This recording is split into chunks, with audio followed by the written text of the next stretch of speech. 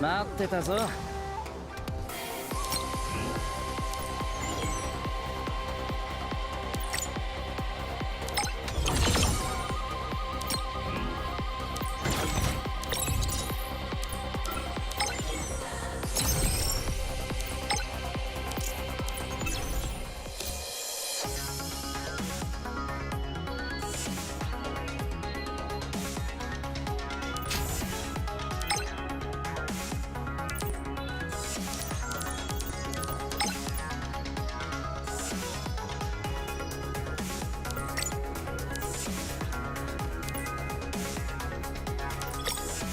私が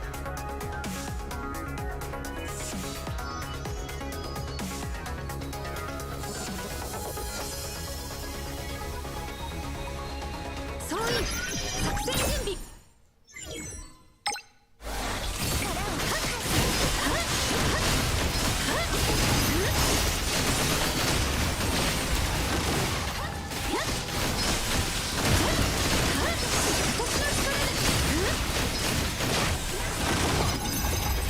アリスさん、行きます。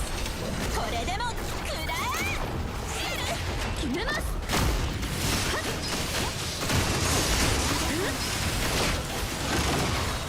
忘れてはいけない。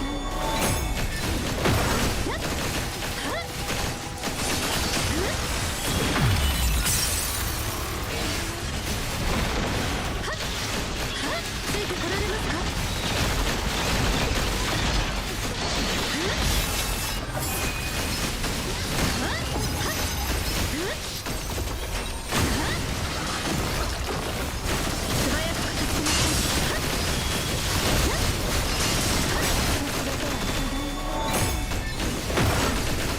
一気に畳みかけましょう。タウンスト拘束しました。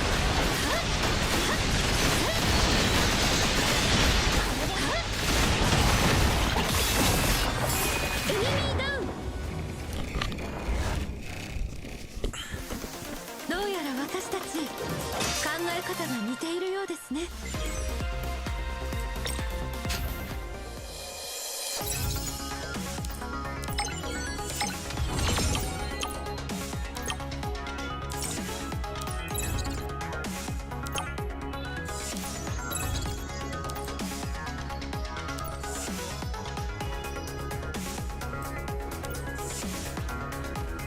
What's up, man? Hello. How's Lost Solasai treating you? Yeah, I was gonna stream that expo earlier, but it was pretty bad. It's mostly talking. I don't think they understand that people want to see the game and not yapping. Been pretty decent announcements. Nothing that I'm really into. I wouldn't say the announcements were bad. It's mostly just that they had like 20 games, but it took like 4 hours to go through them. That was kind of the problem, really. If they do another one of those next year, they really gotta reevaluate how quickly they get through their announcements, because it was like as long as the Game Awards, but way less going on. It was not worth watching. I'm glad I didn't stream it. It would have been very hard to entertain people through that crap. That's alright, though. I went to lunch with a friend instead. That was more productive than streaming those people talking.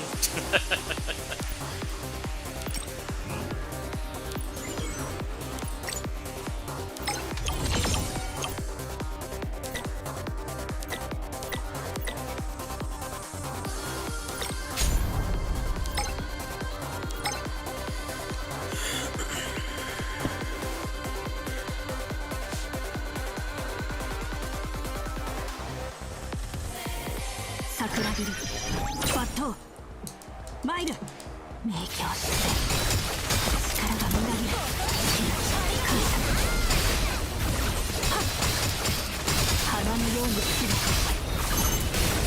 噴射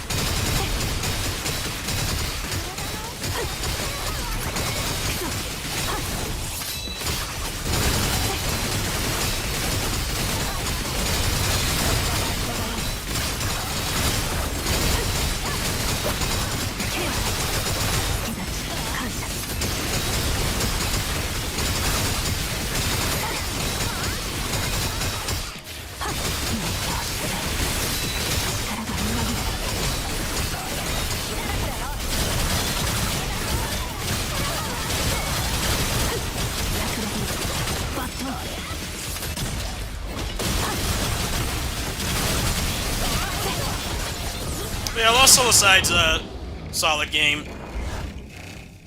It doesn't deserve the hate it got. Maybe it didn't launch in the best state, but they fixed things pretty quick. And I'm fine with it. I think people need to be kinder to the games that actually get their shit together, instead of continuing to buy ones that barely work. They add a lot of stuff to it. I mean, it's a solid game overall. Doesn't deserve to get so much hate, but that's also, to be fair, releasing a game in a state like that can be a death sentence, unless you're a big company. If you're a big company that can take the brunt of the, you know, the hard part and make something good, you can recover, but it's a lot harder when you're a small game. People don't have any patience. I mean, for me, it was more than playable. I really didn't have any major issues. Part of it was even on my end, because I didn't update my BIOS. I'm like, you know, that's my fault.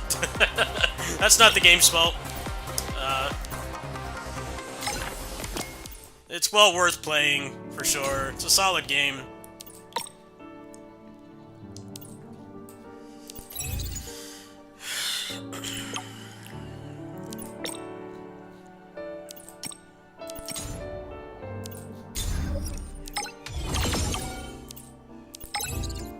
Stuff like Borderlands 4 is like still barely fixed after like 4 months now, so it really puts things into perspective how quickly they were able to fix Lost Solicide. It's like they don't get any of the praise that they deserve, for sure. They deserve a lot more than they're getting. It's not easy to be forced to put out a game before it's ready and then fix it as quickly as they did. People don't appreciate those things. It's definitely a solid game.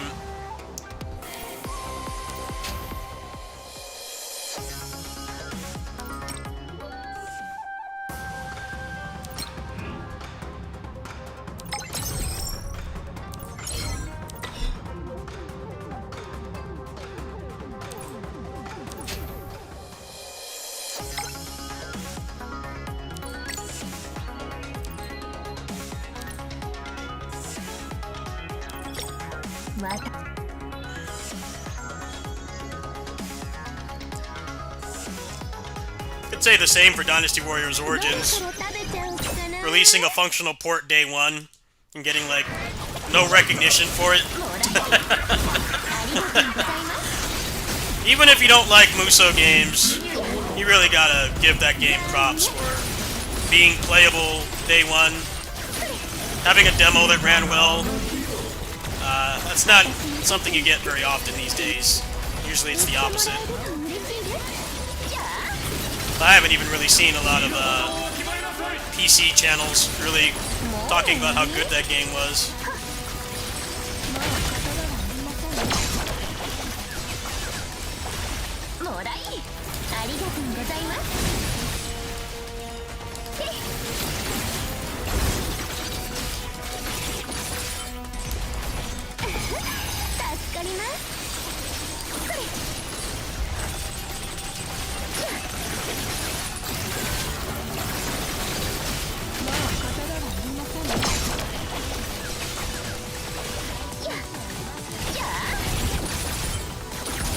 I do think Sony's really at fault with Lost Solicide, though, is making it seem like it was a AAA game, and it never was. Apparently the budget was like under 10 million. It's an incredibly good game, considering that, made by a small team, but, you know, they propped it up as this, you know, DMC level thing, and it never was going to be that. It's good for what it is.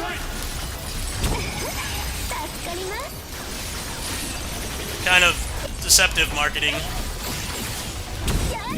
I think being Vaporware for so long, and unfortunately that really increases expectations when you announce something like 8 years before it comes out. I don't think people are wrong to expect more from the game when you announce it in like 2017 and it didn't come out until like 8 months ago. It is what it is. Sony definitely didn't help. Really screwed up the perception of that game being a AAA masterpiece, and it's not. It's a passionate game made by a small team. They're very talented, despite having very limited resources. But it's not really, you know, DMC6 quality.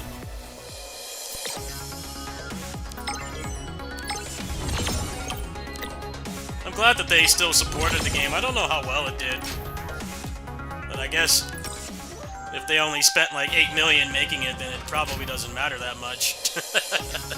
It might actually not matter that much. They don't have an insane amount of money that they spent on it. 拙者ならこちらに。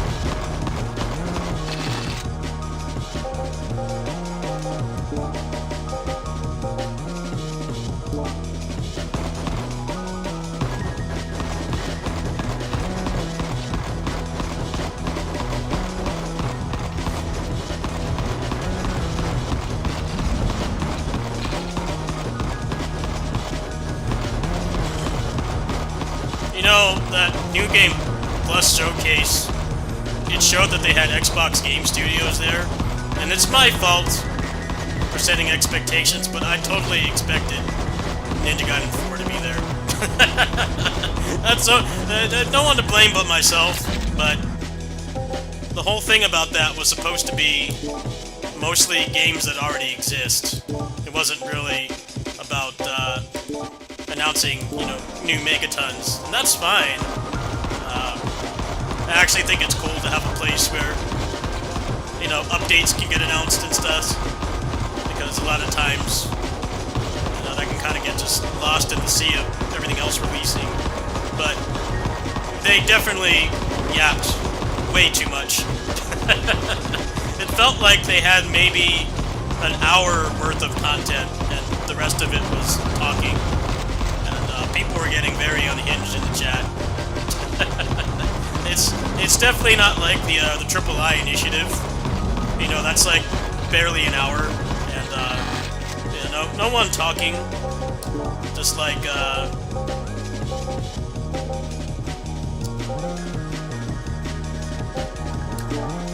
pure trailers and stuff. I'm sure they'll probably fix that if they do another one. It's kind of strange because, like, they had, like, the interviews already set up with the developers on another channel, but it still was way too much talking. I'm all for developers getting to talk about their product, but when you say something is only going to have light talking, and then, like, most of it is not showing games, I definitely think that's a problem. Even the Game Awards with all the padding is better at respecting your time than that, for sure. I'm really glad I did not stream it, because I was thinking of streaming it, because I knew that there was a chance that there could be a Ninja Gaiden announcement, but nope. Towerborn going pay-to-play and ditching all the service game stuff is pretty cool, at least. But I don't know if ghosting the people who bought it for like 8 months was really the best way to go about it, because it definitely seemed like it was just going to go end of service, because it's basically like what every game that's dying does. It's just like no updates, no communication. You know, they come back and say they're not making enough money, so they have to stop. But they were working on it the whole time, but for some reason they didn't communicate that. I don't know, it's weird. I would think if you're even going to remotely try to make it free-to-play that you would update more than like every 8 months. I don't really think that's entitled. It's not being entitled. Most successful games are at least updating every few months, even if they can't, like, do it as quickly as a gacha. But, that's not what they were doing at all. It's pretty much...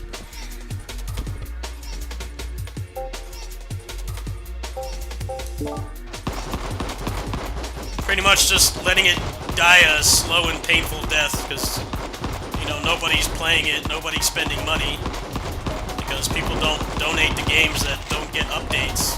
You know, it makes sense. You don't want to donate your money or time.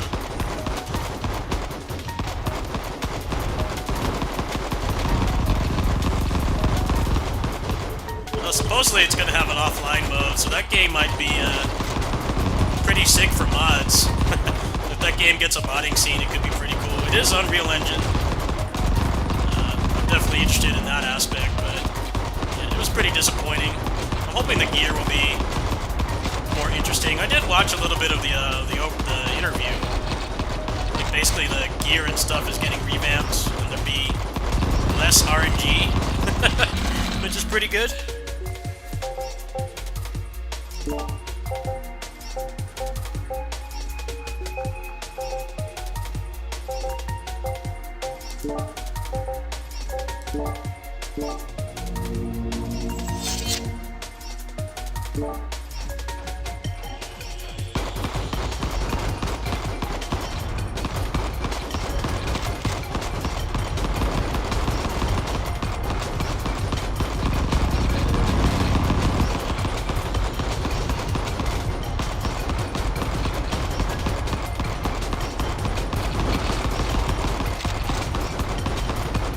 crazy that they make like service games and then they don't update them for months, and you wonder why no one's playing. I mean, you kind of just live in an era where if you create stuff on the internet and you go away for like even a few weeks, you're forgotten. And if you're not forgotten, you're definitely making less money. I mean, it's an open secret that like going on vacation if you're a full-time streamer, like your revenue takes a huge hit. You gotta be really secure to leave for like even a week. So the fact that they put out that game and didn't update it for so long is crazy.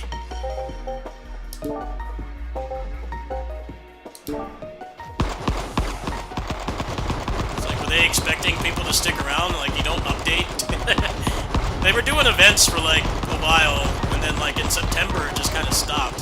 So it's going on like 5 months of nothing going on. Like, those aren't the kind of games that people are gonna keep logging into. You gotta show some sign of life. You don't have to be as quick as, you know, a big gacha. But I don't know. If you buy early access for like a service game, you expect it to get updated more than like once every 6 months. Apparently, it's free.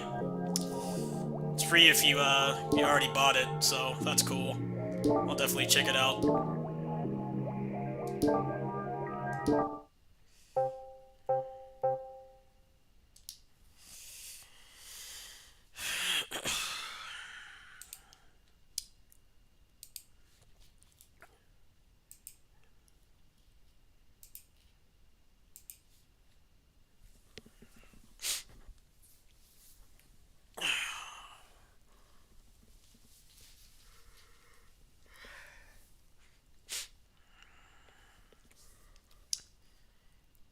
It's like, I don't know how Peak of Combat keeps going with, like, having a new character, like, every 3 months. I am genuinely curious.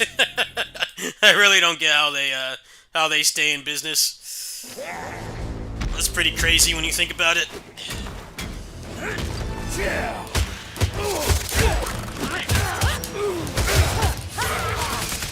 Draconic Ascent!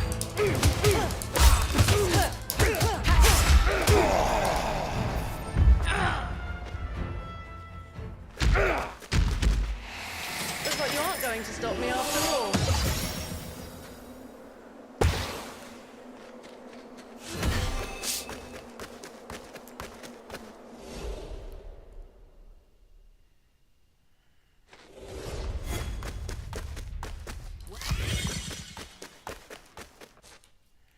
I have tools for you, assassin.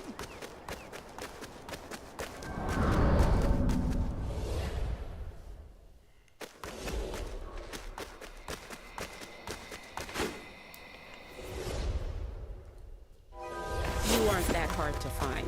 Here's your share from our last little outing. Make the most of it. We won't talk over.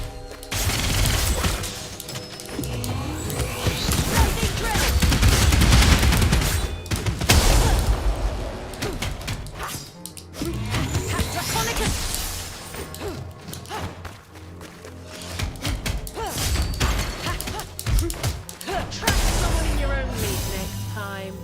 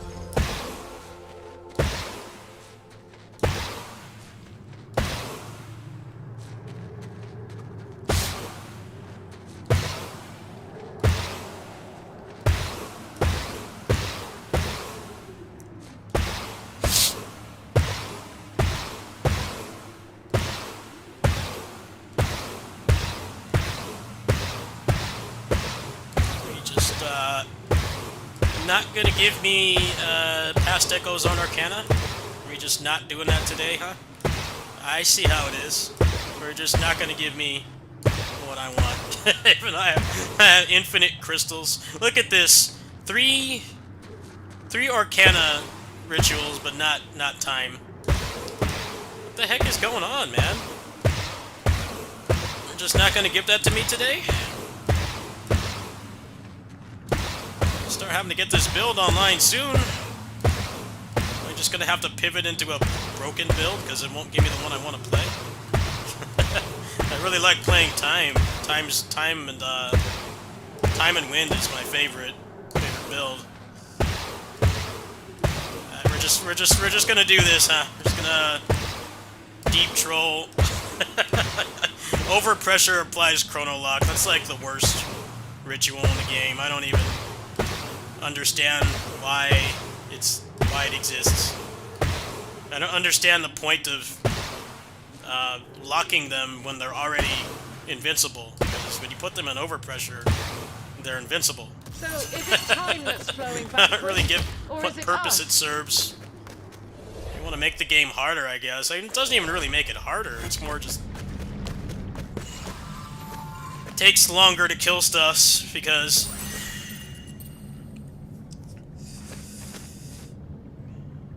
It takes longer to kill stuff because they're invincible and then they're frozen. Guess maybe like taking them out of the battle, but I don't know. That's kind of like really pushing it if you ask me. It feels like it should do something else.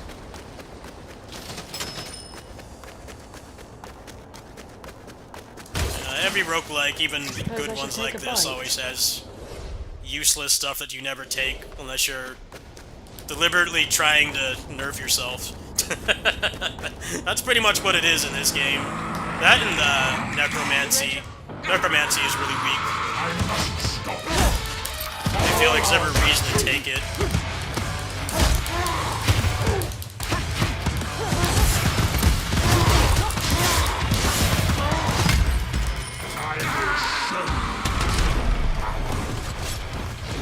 Come on.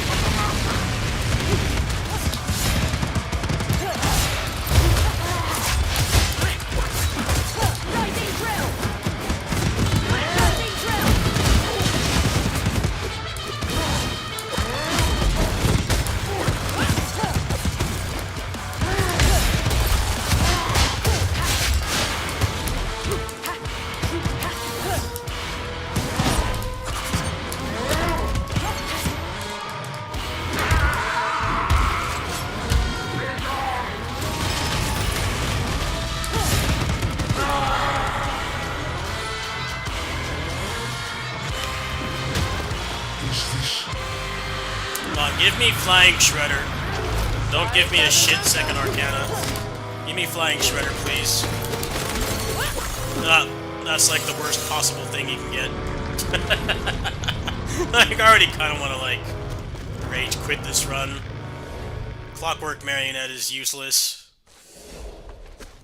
I mean, I guess it kind of takes away aggro, but I don't know.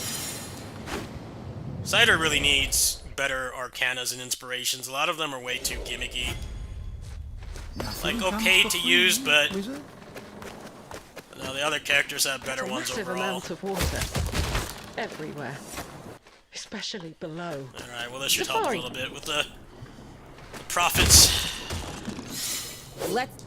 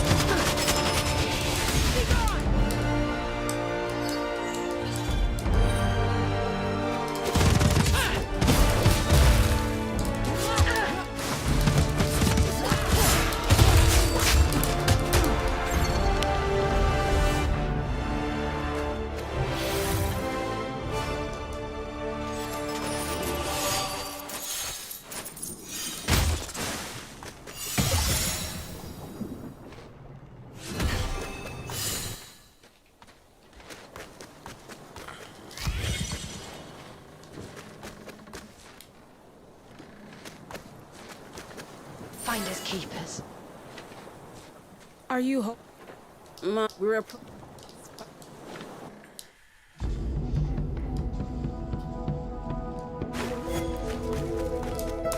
I don't think I belong here in any form.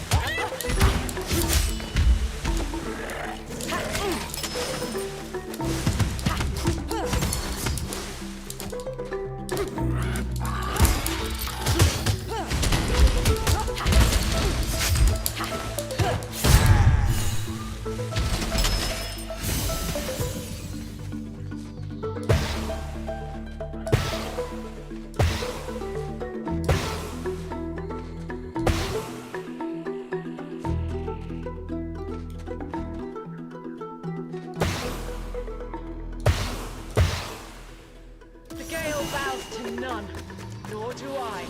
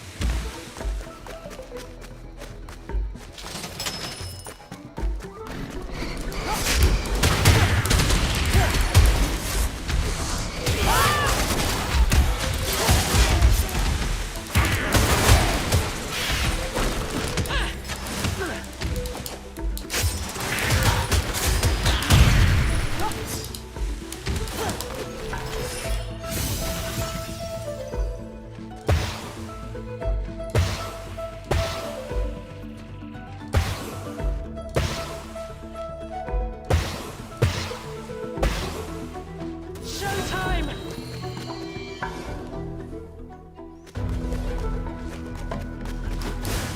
Clockwork.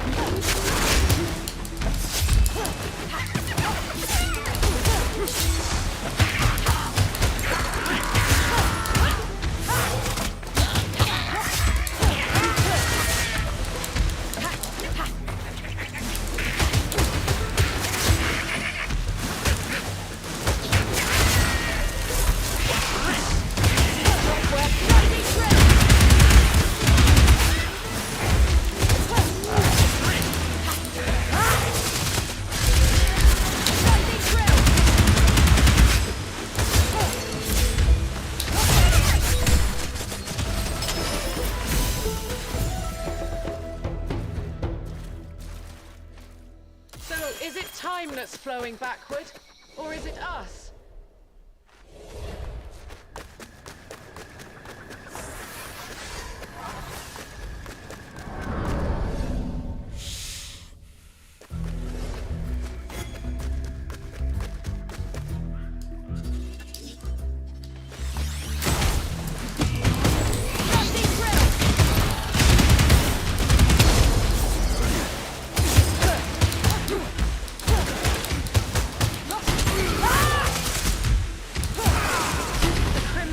It's relentless.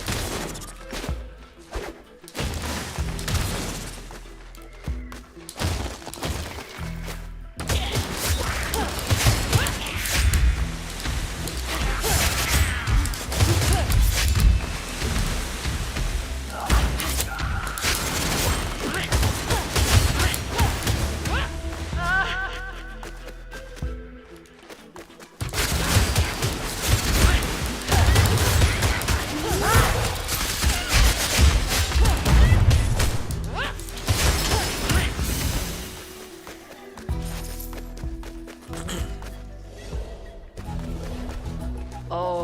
Some fancy traps.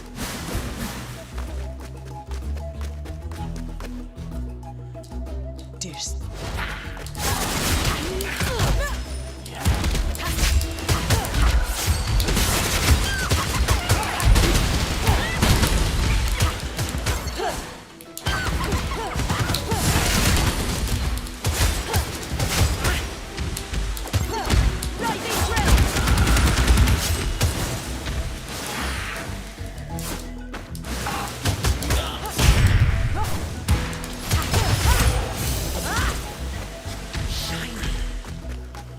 Yes, it's a mod. It's not official, it's a mod.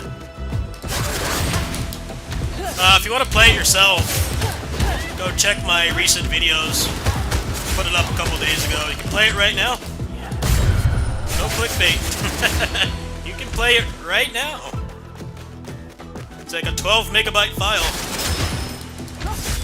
It's even hosted on my personal Google Drive, so no ads or anything. If you like what you see, it is publicly available. It's still jank and not at all complete, but it is playable. If only I could So be invisible.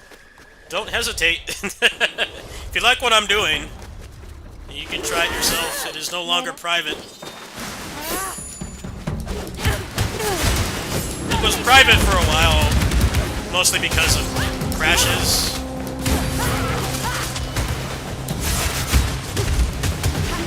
It's not like crashing in this game is a big deal, because it saves every room, but we didn't want to release it, you know, and have people upset that it crashes, so...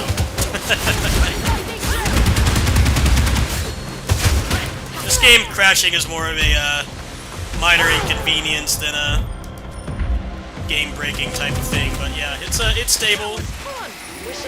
There's still a lot of limitations with it, but it's usable. Kind of waiting for the modding tools to get updated because that will allow us to do more with it. But right now it's pretty limited. Play. Hear you. Oh, good. Challenge the line. Challenge the warriors. It's always a pleasure to see your glistening. Shiny. Yeah, it's just replacing a file in the folder. It's not at all hard to install.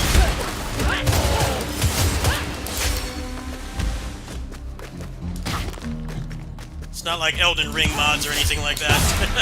Pretty simple. That's Time Arcana. Get it from beating the game. You beat the boss, the final boss, the first time. It gives you the time ritual. It's basically just V'ism from Street Fighter Alpha 3, the custom combos. This game is made by people from the French FTC, so it makes sense that they would be cool enough to put Street Fighter Alpha 3 custom combos into a beat 'em up. But yeah.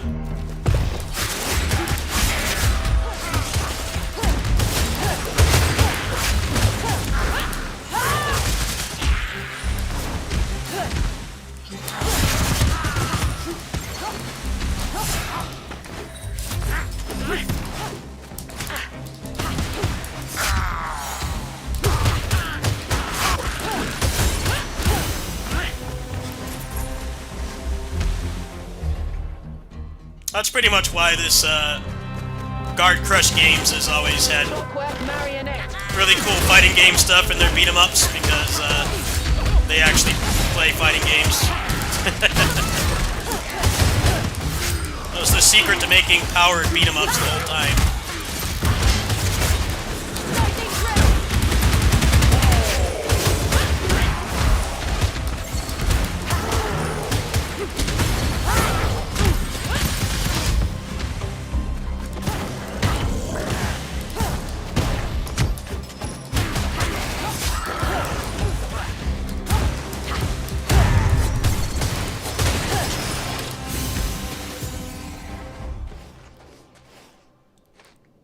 Yeah, a lot of people don't know that Jordy, the original people from Guard Crush, Jordy and Surreal, who I've known for personally for about 10 years now. They are Showtime! like hardcore like FTC players, so They that's know why the how game to has so have much fun stuff around like here. that. It's not just out of nowhere.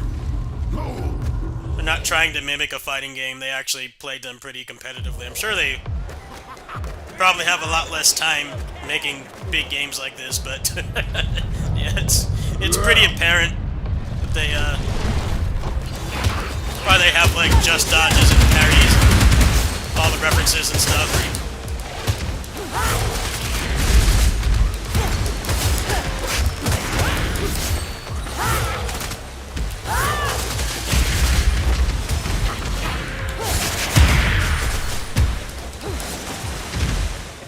I expected nothing less from ya.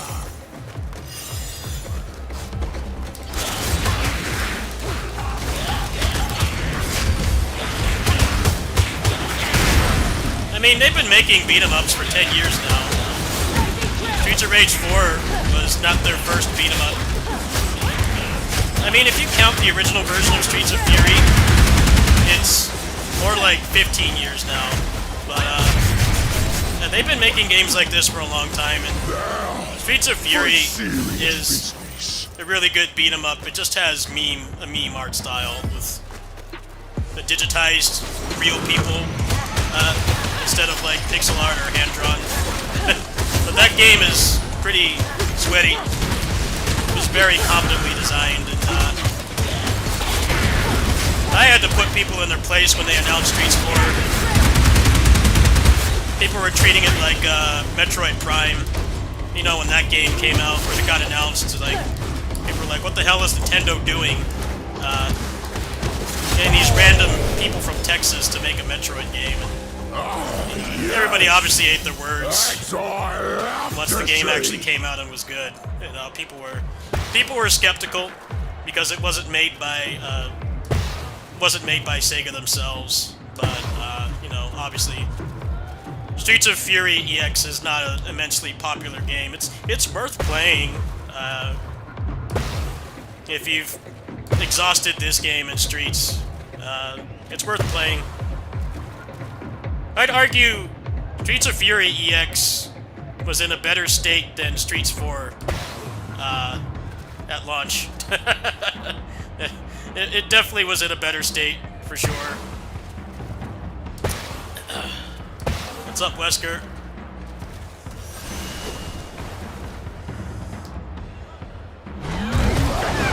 Yeah, they had already been making beat-em-ups for like close to a decade when they got the gig for Streets 4.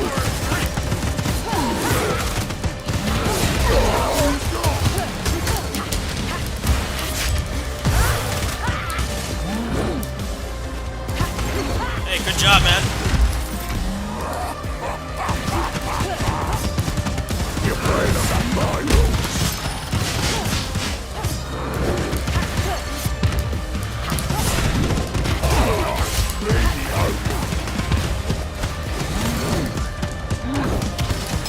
Hey, thank you. Catch you later.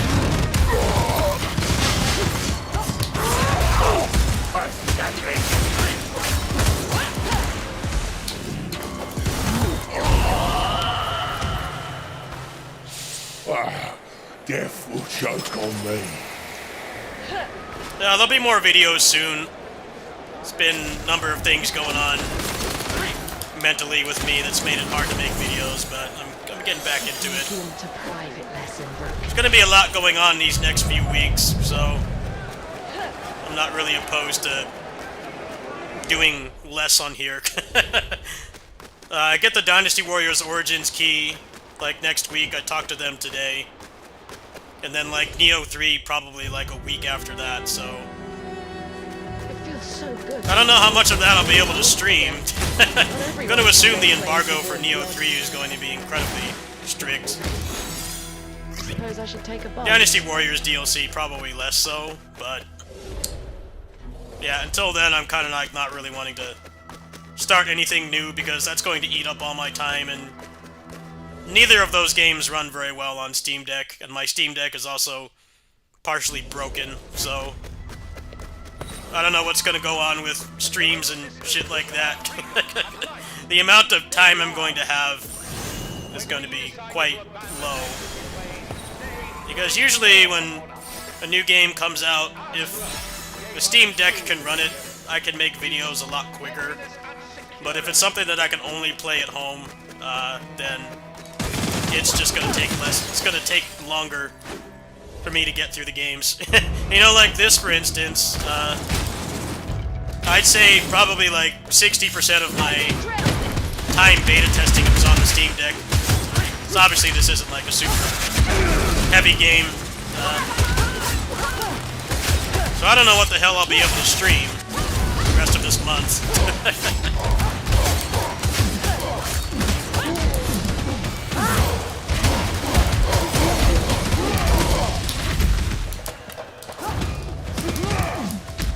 Wesker, did you hear about Towerborn?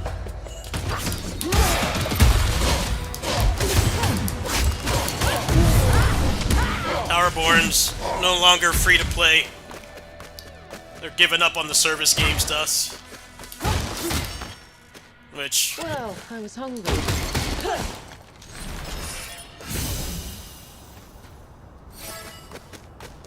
Yeah, apparently the game was never abandoned.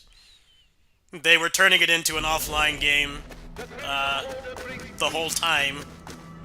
But my take on it as somebody who paid for the game with his own money, I didn't get any handouts or anything for that game. I don't know. You don't just ghost the people who bought it for like 8 months. You know, they didn't update the game for like 6 months, so... I don't know. That didn't instill me with a lot of confidence that they have the manpower or production speed to support a game like that, where you need to at least update minimum like every 2 months. They did not do that, so I think it's for the better. I don't know how you expect people to donate to your game constantly if you don't update it.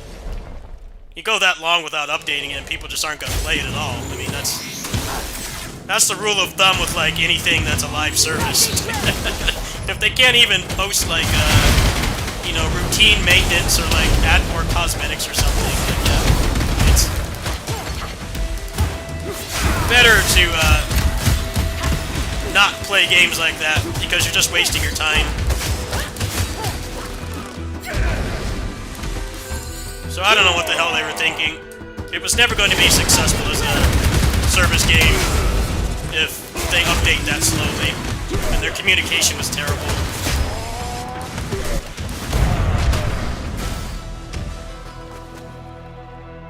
It's still going to have online, it's just not going to be a service game anymore, and honestly, they made like zero effort to make it a service game that you want to play. Because It's always a pleasure to usually it's at least like a bi-monthly cycle, right? Or like with ARPGs, it's like typically like every 2 or 3 months. But they went months without anything, and nobody was playing the game. It's like, well, yeah, you don't update. People think the game is going to shut down. I really don't know what the hell stranglehold Microsoft had them under to have them essentially kill the game's chance of survival as a service game by having them ghost the people who bought it for months on end. I didn't even hate the game. I thought it was solid. It definitely had a good foundation, but, you know, they just didn't update, and there were so many problems with the loot system and stuff that, like, it wasn't fun to really get any kind of gear, and progression felt slow. It felt like the whole game was designed like that because they were planning to, like, monetize it later, but they didn't, so it kind of just felt pointless to play.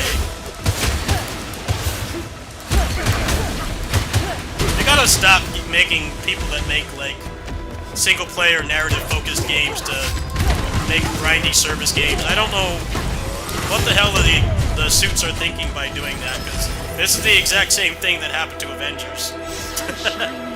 The Avengers game was a lot like Towerborn. It had a good foundation, it could have been a good service game, but they took ages to update.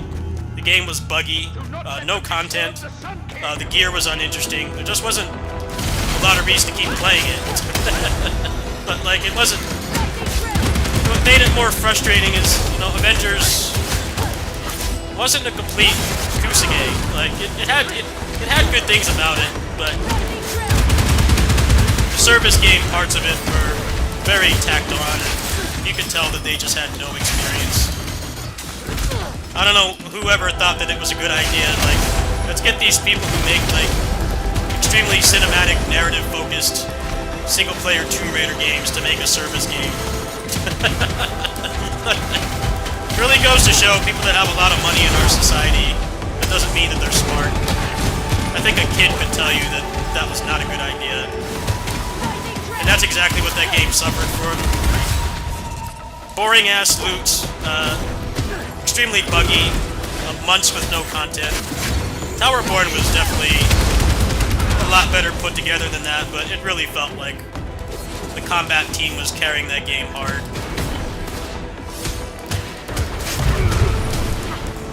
Which is exactly what Avengers was. The people on the combat team for that game need a raise, because the combat was actually quite good. It's just everything else about it was terrible. They took like 2 years to put out the first raid, and they decided to make the raid require more coordination than a tab target MMO raid. Like, you needed to be on the mic, and you couldn't do it with randoms. The problem with this was it fucking crashed constantly. You're already making a big mistake by forcing coordination and stuff like that. That kind of thing is kind of going the way of the dinosaur in video games.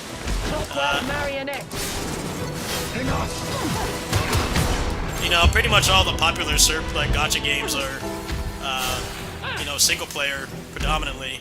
But then, like, they decided we need to make our game toxic by forcing people to cooperate and be in the mic and follow these very specific roles, otherwise everybody wipes.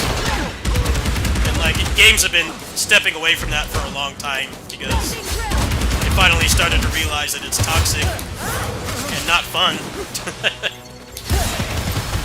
The only thing that makes that stuff fun is when you're playing with people you know from elsewhere. Another game or real life or some kind of community like a Discord server. Or like, you know, a content creator like me playing it or something. But then apparently it like crashed and soft locked constantly. I'm like, you can't even make a raid that works after hyping it up for so long. That is definitely one of the things that killed that game for sure. They hyped that raid up way too much, and they were not even capable of making a good one.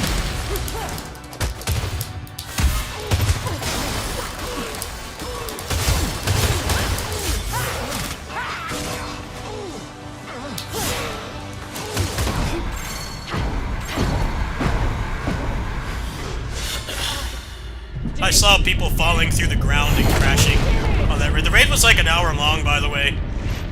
They're asking way too much. People are already kind of tired of, like, WoW raids at this point, right?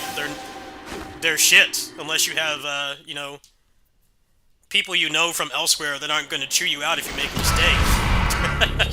They decided that was a good thing to do for Avengers. Come on, man. Towerborn also had an abysmal loot system. It took way too long to get rid of loot, and you also couldn't really control what you got.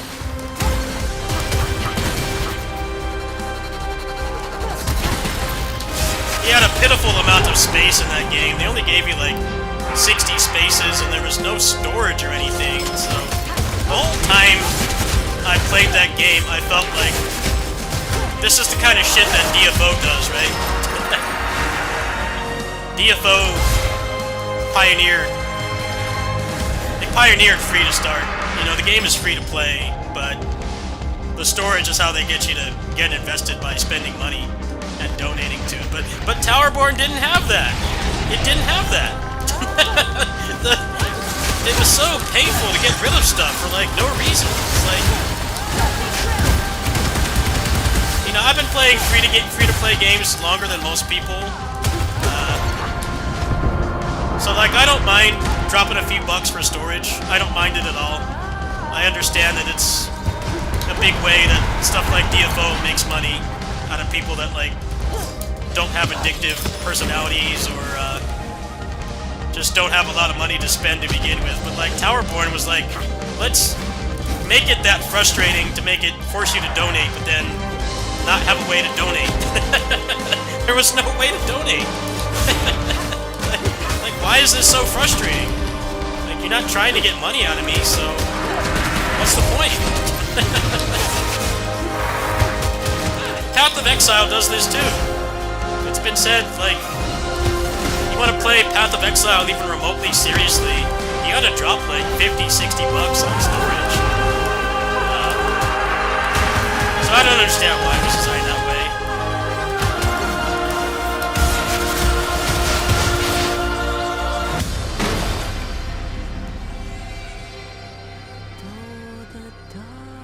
It's not like doing anything like that is a bad thing. I mean, Path of Exile does it. That makes millions. So I don't know why they designed it that way. I hope that the loot system is going to be seriously like revamped, because you spent way too much time getting rid of shit drops, and the menu was just so slow. It took forever to load anything you were doing. Like, well, why don't you make that better? If you're not trying to get like 10 bucks out of me to make the storage not painful, then why is it like that?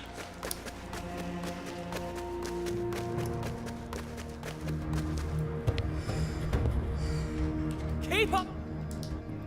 Show me your.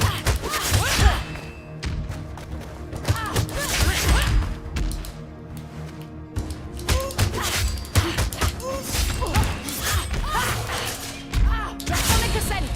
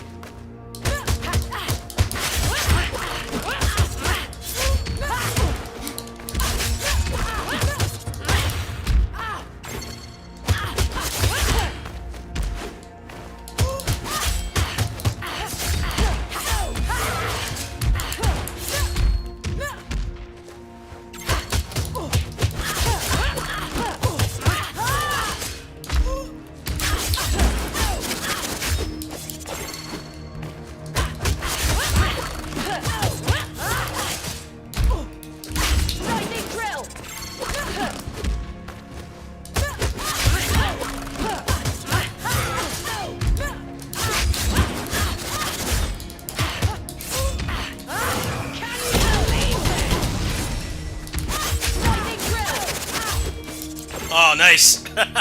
Sick.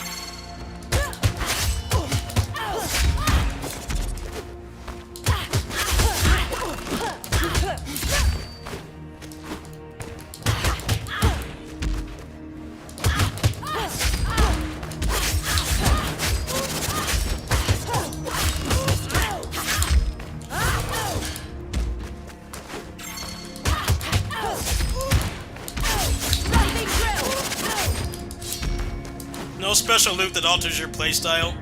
Yeah, supposedly they're changing the loot. But yeah, the builds were very boring. It was one of those games where it's not like the builds weren't impactful. It's more that it was one of those games where you needed to stack the same uninteresting stats to make a difference. You know, if you stack like crit rate and crit damage and stuff, it did make a difference. It was noticeable. But just getting one piece of gear by itself was very uninteresting. And the fact that you couldn't like control or alter it in any way made the game exceedingly grindy. It was one of those games where it's not like the builds weren't impactful, it's just it took a crazy amount of grinding. And there wasn't really a lot to the game outside of that. And like nothing that was like really game-changing. I hope that stuff like that is fixed, because those are the kind of loot systems I dislike the most. Where it's like, yeah, you know, if you get like crit rate on every single piece and crit damage on every single piece, like you're definitely stronger than somebody who doesn't do that, but it's just not interesting, and it's the only thing that really makes a difference. That's kind of like what people don't like about all these gacha games like Genshin, Zenless, and Wuthering Waves, where they have that RNG gear system. It's the exact same problem. None of the gear is interesting at all. It's really just you stack the few things that they have in the game, and it makes a huge difference, but it's just a ton of RNG to the point where, you know, you can play the game for hours and not get any kind of upgrade. I'm really tired of that system. There should be like more interesting things along with stacking stuff. Stacking stuff isn't inherently bad in a loot system, in my opinion, but it shouldn't be like the only thing that impacts you at all. I think that that's stupid. That's why like Stranger of Paradise has better and more viable builds than a lot of the popular action RPGs right now. She can pretty much make anything viable if you grind long enough, and it has a combination of interesting, impactful things, and then also like, you know, stacking uninteresting things, and like those things work in conjunction to give you a lot of build diversity and different ways that you can play. But Towerborn had the same problem as all the popular gachas. It's just like, you know, you get one piece with 4% crit rate and crit damage, it's unnoticeable.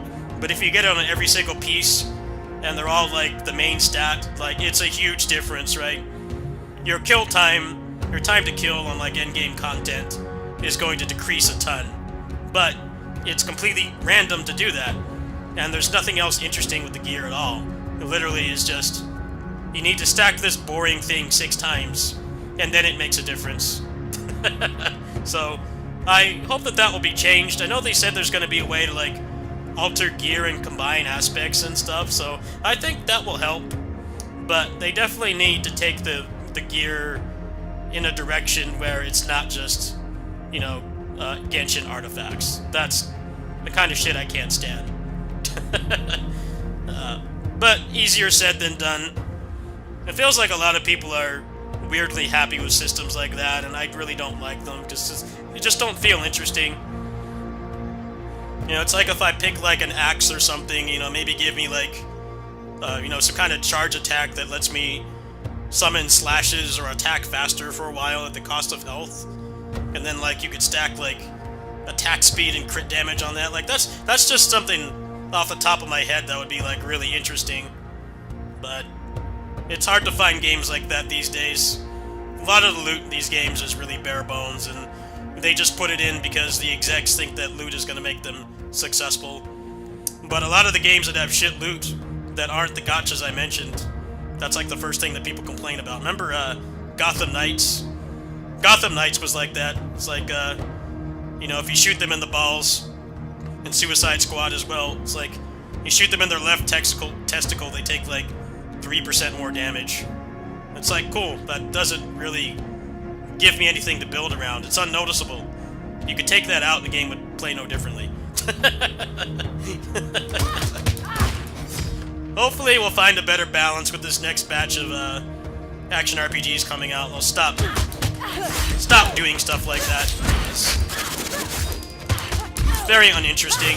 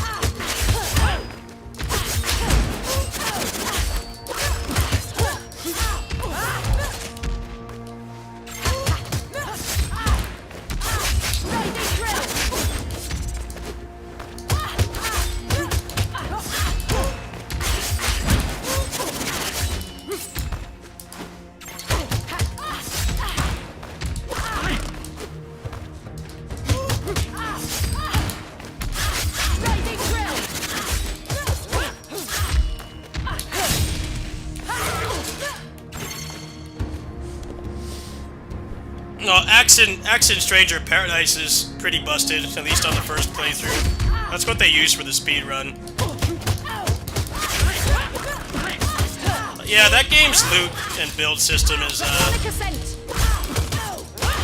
a system that these loot games should be trying to go towards.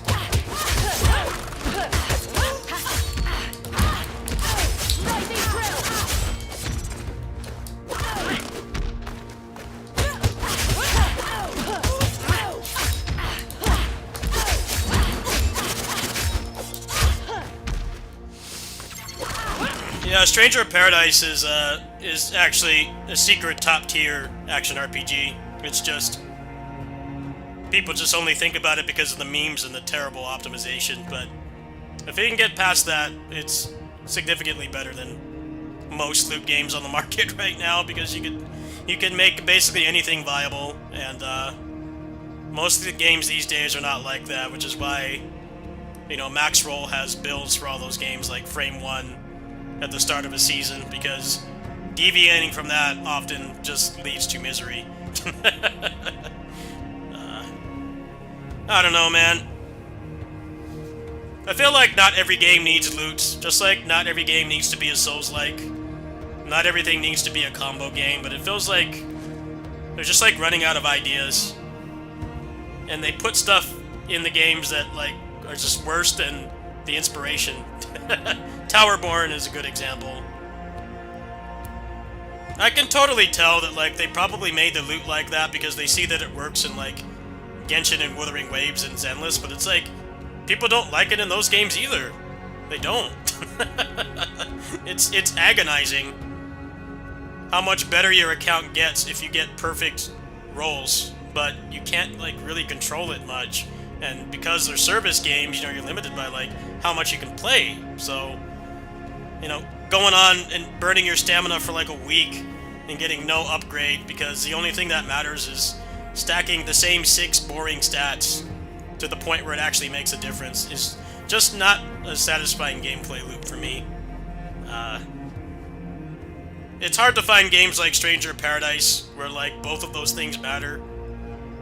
Like, yeah, you know, if you get like 2% melee damage on something, it's not going to make a difference, but if you get it to 30, on top of the impactful stuff that you're building around, like, that's a huge difference. And I think that that reduces a lot of the frustration with loot games where you just play them forever and you get nothing. I actually think that it's a really easy way to keep people engaged, but like, now everything just has the Genshin artifact system. Like, that shit sucks, man. It's not fun. It doesn't really change how you play until you meticulously grind or get lucky. Stat variance is also like a problem with those games too, because they can't balance it around people that can like constantly pay for stamina or like in-game microtransactions to get through that faster. They can't balance it around them, so like if you have that, then like nothing in the game poses a challenge.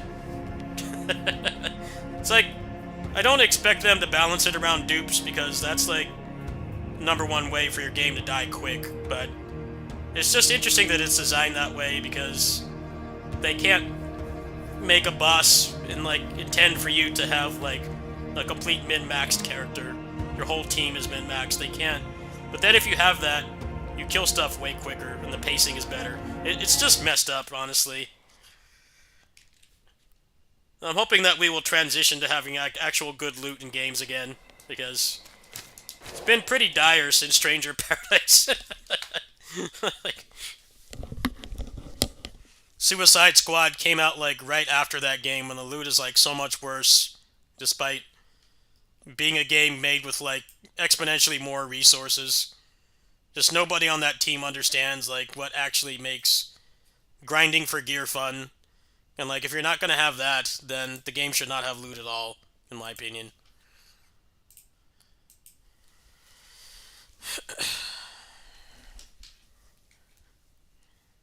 Every time I see new Western games come out with shit like that, I just want to shake my head. Like, why do you have this? Is there any justification for it being there besides, look, the investors are happy, this has a loot gear system, loot grind system. It's like, well, it's not good. First Berserker was definitely okay. I'd say the pro of First Berserker is you could tell the game was heavily inspired by Nioh. The way that the combat and everything works, and being more involved and not having it be roll slop. It's a lot more interactive. But the problem with Team Ninja games, as much as I glaze that company and I've put like hundreds of hours into almost everything they've made, the thing that sucks about their loot system is that it's useless on the first playthrough. There's no real reason or application for interacting with it. So what ends up happening is you just put on whatever makes your number go up. Stranger of Paradise was terrible about that, and as much as I like that game, it deserves the bad reception. The first playthrough sucks. On one hand, the boss fights are very well designed, but on the other hand, actually struggling to fight the bosses is not indicative of what the rest of the game is like, because it basically turns into a Path of Exile grind. Like, the problem is, in that game, they had that stupid Destiny gear score system, so nothing you put on your character's body meant anything. It's mostly just whatever makes the power level go up, and that gives people a really bad first impression. If you play past that and you buy the DLC, it is a god-tier loot grind game, but first playthrough you can't do any of that, and I really like that first Berserker Kazan did not have that problem. I'd say the problem was the gear doesn't really change much past the first playthrough. You get the legendaries and stuff, but the epics are way less interesting in comparison, and I definitely think it could have had more game-changing stuff, but it kind of ended up being like the first two playthroughs are like really impactful, and I think that they really one-upped Team Ninja by like, hey, you know, you actually have to think about the gear that you're putting on the first playthrough instead of how it normally is in like Team Ninja games, where you don't have access to any of the cool stuff until you beat the game like at least twice. I thought that was a good subversion of their very obvious inspiration, but the loot kind of got boring on the third playthrough. The third playthrough felt like it was just kind of there because they needed to have more replay value, but the New Game Plus cycles in that game in general were a lot worse than Team Ninja games, meaning that it was pretty much strictly vertical progression. The bosses and the spawns didn't change, so it got kind of boring.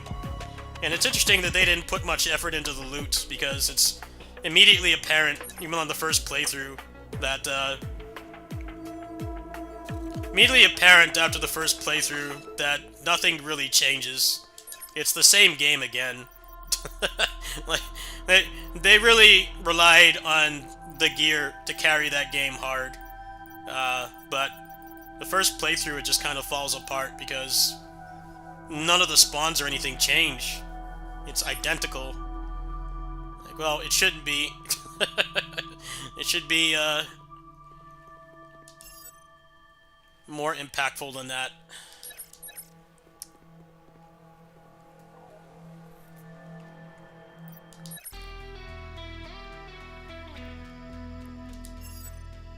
Yeah, there were things about that game that were really solid, but it definitely felt like 2 playthroughs was enough. I saw a lot of people saying that they wanted more New Game Plus cycles. I'm like, well, why? Their New Game Plus cycles are way worse than Team Ninja. And try to get some sleep. Oh, catch you later, man. Thanks for hanging out. But yeah, to answer your question, the game didn't need more New Game Plus cycles. It needed more impactful loot, and it didn't have that. I don't know why they didn't think to, like, refresh the spawns so that at least it's somewhat different, but it really is just stat bloat. And that's the least interesting thing about, you know, difficult action games like that, having New Game Plus. It's just stat bloat, you know, it's just doing the same thing for longer. It's not, like, actually interesting. But that game pretty much is just stat bloat. Now, the good thing about the stat bloat in Kazan is that it's never, like, insurmountable to get around the, you know, the stat wall. But, I don't know. I felt like it lost its steam after the second playthrough. But I did like how they took very obvious inspiration from, like, Neo and stuff, but they made the first playthrough a lot more interesting in comparison, with actual impactful builds the first time you're playing, you know, which is, like, important because most people aren't going to go any farther than that. And Team Ninja has definitely, bless their hearts, they've definitely really underestimated how much that shit matters. the loot needs to be impactful all the time, not just after you've invested like 100 hours into the game. But they don't seem to understand that. Rise of the Ronin was the same problem. The builds in that game were pitiful. It was very boring. Like, there just wasn't anything interesting about it. And like, it's not inherently bad that you can't make like OP builds. It's just, if you want us to play the game for 100 hours, I'd argue the loot should be more interesting. You know? There's plenty of roguelikes that don't have like the most interesting builds, but it's enough. And you're only playing for like less than an hour each time, but like, I don't know, you can't just expect people to play something for like 3 playthroughs and then like not have it change much. It's just like, if you want the game to be long and have loot, you know, it should actually be interesting. If it feels like you could take it out and the game would be no different, then that's a problem, if you ask me. Like, I hopped off Rise of the Ronin really quick when I found that it only had like 3 different builds, and they wanted me to play it for 100 hours. Like, yeah, the core combat is good. It's not bad at all. It's worse than Neo. The controls are really, really awkward too, but like, I just didn't want to go around that open world and do all that stuff if like the build I have at the beginning is like about as impactful as it is 100 hours in. I gotta understand at some point, like, if I've seen everything that can happen with the gear system in the first couple hours, I'm not gonna play it for 100 more. I mean, it's that simple.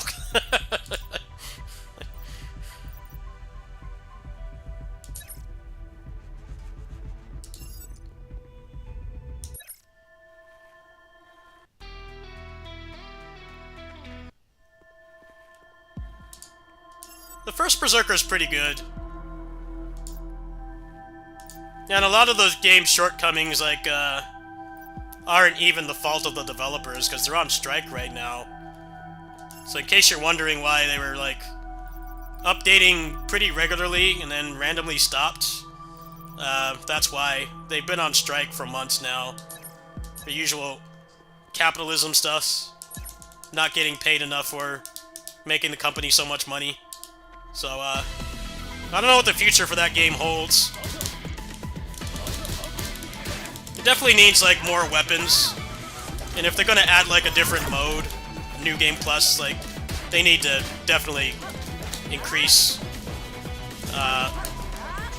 the differences outside of just having it be, like, you know, everything has 60% more health. It is objectively worse than their inspiration, for sure. First 2 playthroughs are really fun.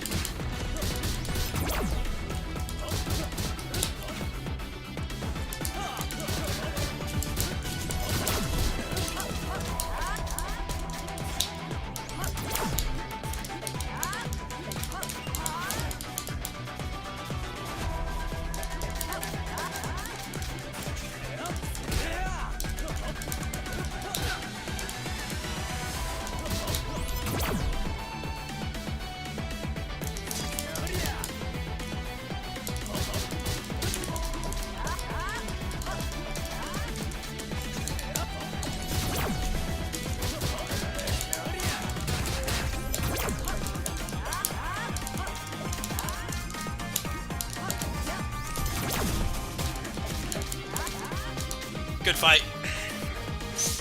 Good fight.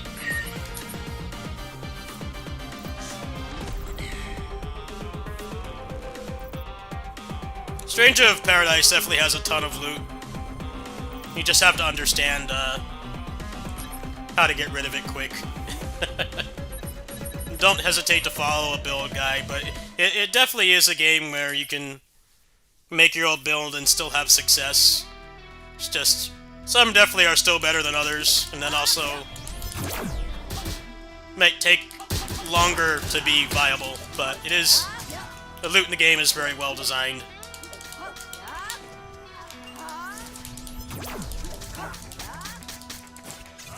Kazan's pretty solid. Yeah, it was a good game. But I don't think they really understood why people get mega hype for, like, New Game Plus cycles in Neo and stuff, because they completely missed the mark. The only thing they got right was having the, you know, gear change, but the game itself is completely identical. I don't know how they made 2 New Game Pluses and didn't change the spawns, like, even slightly. It really starts to feel repetitive. You know, it has that, the only hook it has, really, is just being able to max everything out, and then, like, being better at the game and being able to fight everything again. But other than that, there's nothing.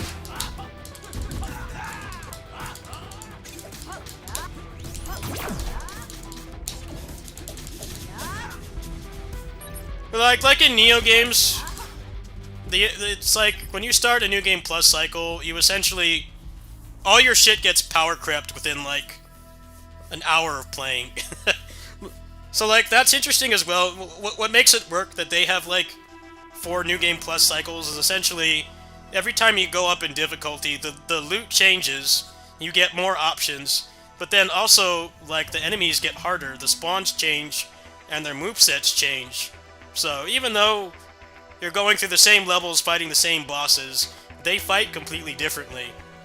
So you have 2 hooks there, right? It's like the loot and the power creep is pretty crazy, and the amount of options and directions you can take your character is huge. But then they fight differently as well. The spawns are different. You know, you'll fight like an Itsumade like a couple levels in instead of at the end of the game. That's huge. But Kazan does not have that. It's just the loot. Like, I could honestly say, you know, if you're not into, like, the gear grind or anything, like, it's totally cool to, like, one and done that game, because they just didn't put much effort into the New Game Plus at all. Which is strange, because the game is basically just Korean Neo. The way that the combat works is objectively Neo-inspired, but the New Game Plus is just so much worse. For instance, like, the 3rd playthrough, like, barely changes at all. When they give you the epics, it's a pretty significant power spike in different ways that you can take your character. But then when they give you the legendaries, it's just the same thing, but like 20% stronger or whatever. It's not interesting. It's not an engaging hook to keep playing. That's why I find it crazy that people wanted them to put more cycles in the game. I'm like, well, it's just stat bloat at that point. It's not any different. Like, you're gonna fight the same boss and they fight the exact same way. They're just gonna have more health. That's it. And, like, they need to really rethink how they add to that game whenever the strike is over, and if they decide to keep working on it.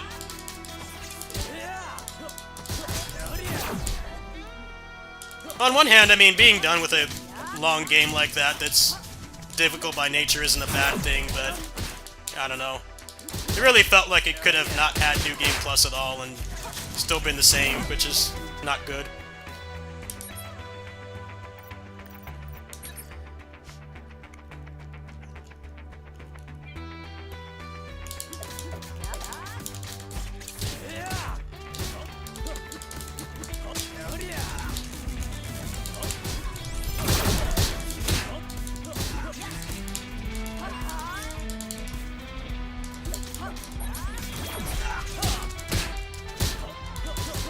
I mean, given that they went on strike, like, months after the game came out, it's a miracle it even exists at all. And I'm sure a lot of stuff like that would have been ironed out had the strike not happened, but yeah, if they do ever start working on the game again, I think they really need to rethink how they do replay value, because it's objectively lacking. The mods actually make the game a lot more fun, because you can get you can essentially get all the gear exclusive moves. You can just have them on at all times. That definitely makes the game more interesting, if you ask me. Yeah, if you look at, like, how they've been updating the game, it's pretty obvious. If you look at it, that like the support kind of just dropped off a cliff. Now we know the game did pretty well, but part of the problem as well is they had crazy, unrealistic expectations for it. They said that it didn't meet expectations and sold quite well. It's like, well, nobody knows what Dungeon Fighter is over here. It's never been insanely popular. The last time it was popular was the Nexon version, which was like 18 years ago. I don't know how much they're expecting. I mean, these AAA companies gotta stop expecting everything to sell a trillion copies. I swear. It's like, it was critically acclaimed. It did well.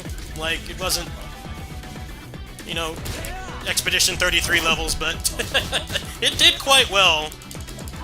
And I think they were expecting it to do more because it's tied to such a ancient IP. It's just, well, you know, look at DNF Duel. DNF Duel's not a bad game at all.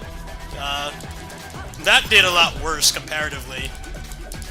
But, you know, people played that game and totally didn't know, like, why they were making it. Like, you know, dude, Dungeon Fighter has made more money than, like, pretty much any other franchise I feature on this channel. There was a reason for making it. But with Kazan, for some reason, like, this didn't meet expectations. It's like, well, what were your expectations? For something that's essentially a new IP, to, like, the average person who's never played DFO or doesn't live in one of the areas where it's popular, like China, Japan, and Korea, it did quite well.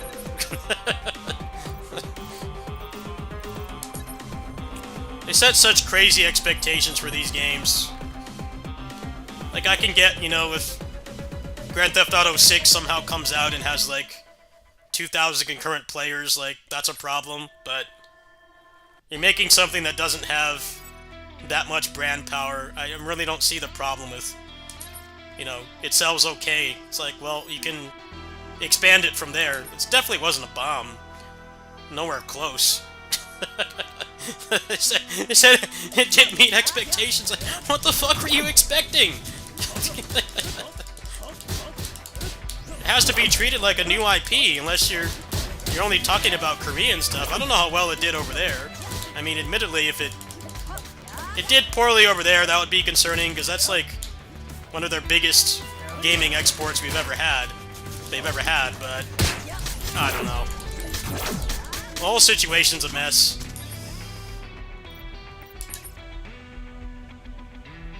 It's like new IPs need to sell like 10 million copies now to break even. It's unsustainable. You know, why do you think they're putting so much in the Grand Theft Auto 6? Because, like, they know it's gonna make the money back, like, the first day. But now, like, these companies will think, like, oh, first Berserker Kazan is a failure because it only sold, like, 2 million instead of 10. It's like, well, people don't even know what it is.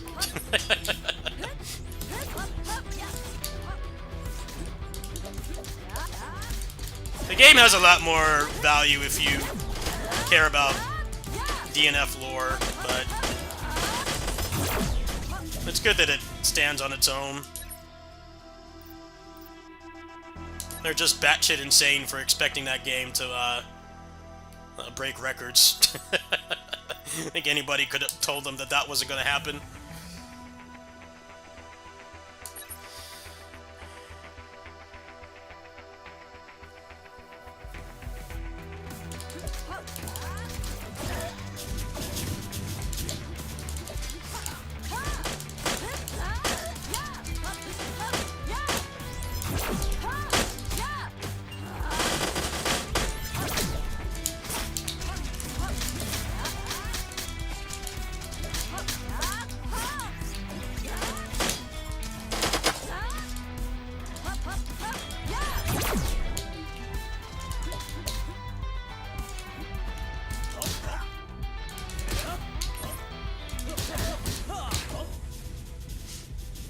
It also didn't run like shit, too. I mean, that's, that gave it a lot of points in my book.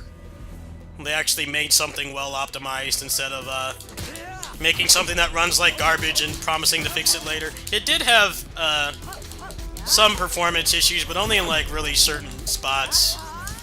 Most of the time for me it was rock solid 120 FPS. So they did a good job there as well. They made something that actually worked instead of empty promises on when it's going to get fixed.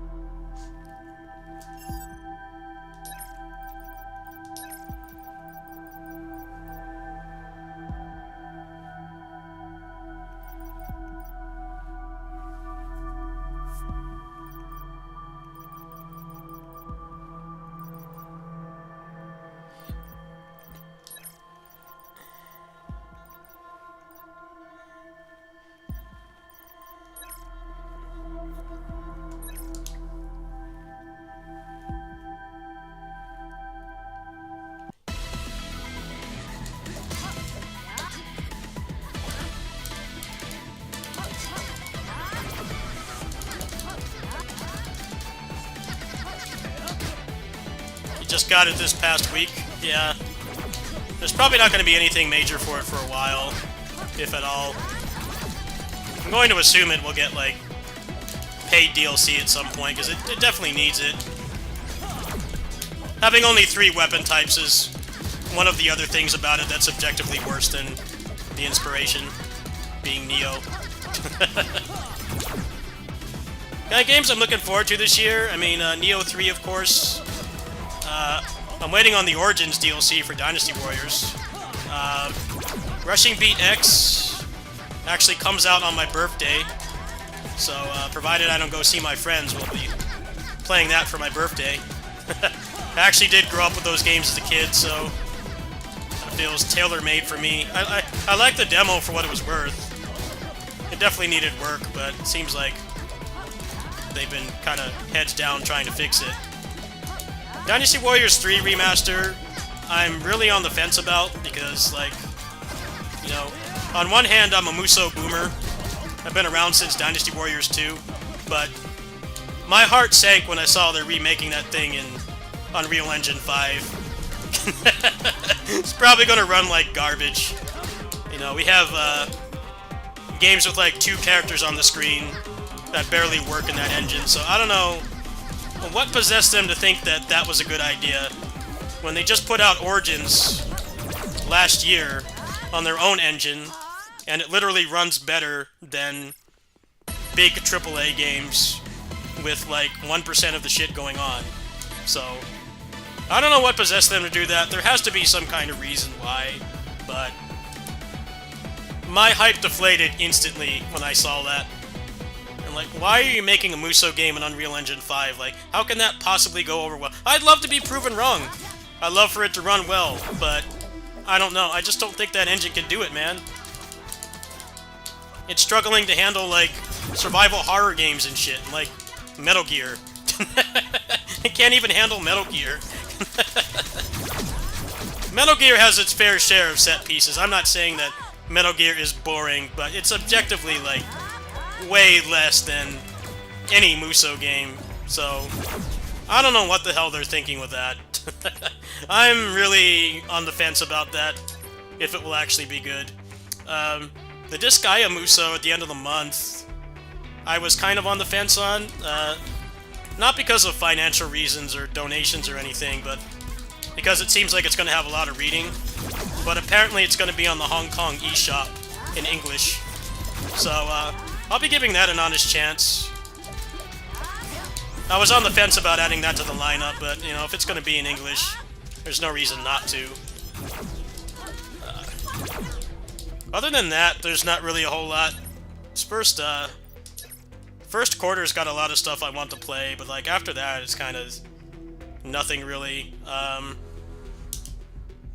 Entropy Effect update, if you're counting existing games that are getting updates, I'm definitely excited for that.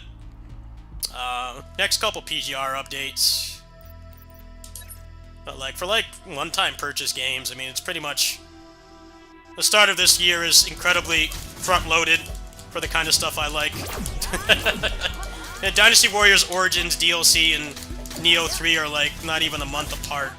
Like I'm gonna be busy with that for a while, and then the DLC will probably take minimum like 6 months to come out, so that'll keep the channel afloat. Early access game-wise, I mean, this game I'm currently playing, I'm excited for this to get more stuff. I got a couple more early access games that'll definitely keep the channel alive during dry periods, but that's basically it, really. Outside of stuff we know about, I mean, there's probably going to be a Nintendo Direct this month, I would imagine. Because, like, most of the stuff they announced is already released. They're going to have to start marketing, like, new stuff soon, so... Nintendo tends to shadow drop stuff that I actually care about. Berseria Remastered I couldn't care less about. I already played that game to death. It doesn't need a remaster. If they give us Xillia 2 this year, that's a Frame 1 purchase. That game has incredible combat, and the mods will make it a lot better.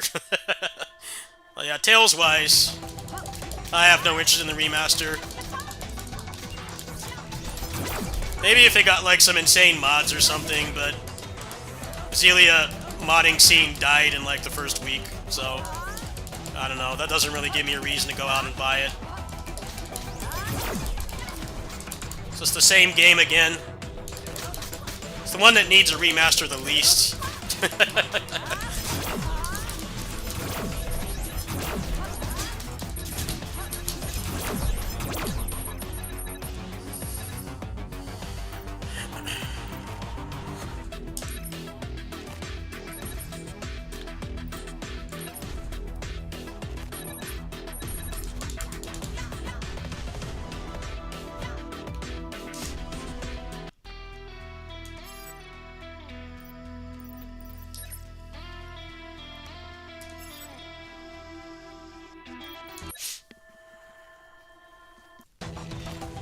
The Disgaea game looks decent. It's not like Basara quality by any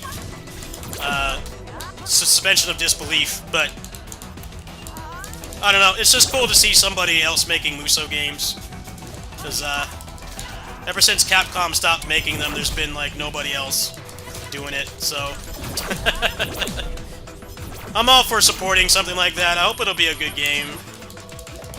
Marketing's been kind of iffy, like barely showing any gameplay is concerning, but it's whatever.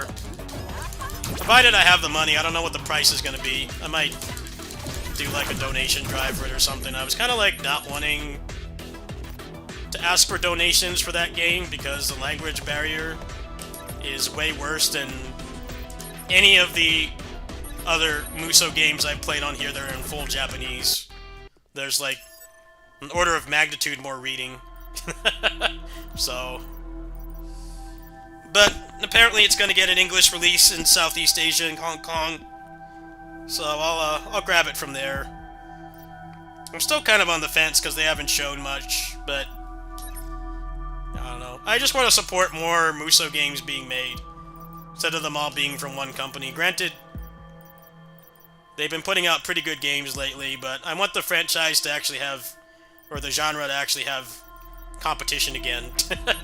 Instead of being like, you know, Koei Tecmo and that's it. Because it didn't used to be like that, but it's become like that recently. Capcom tapped out, and then like everybody else did around the same time.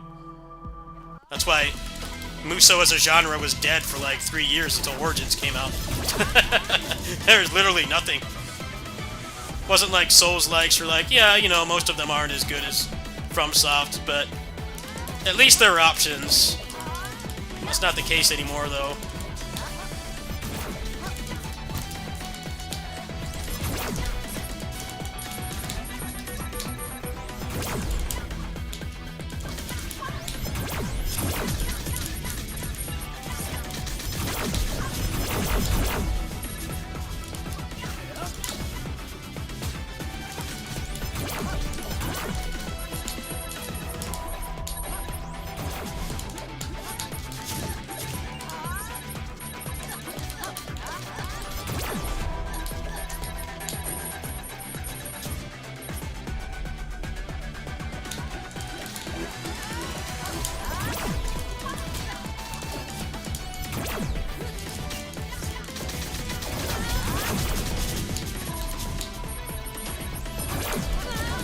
Also, Nobody May Cry, the Kingdom Hearts character action game mod, is supposed to get a,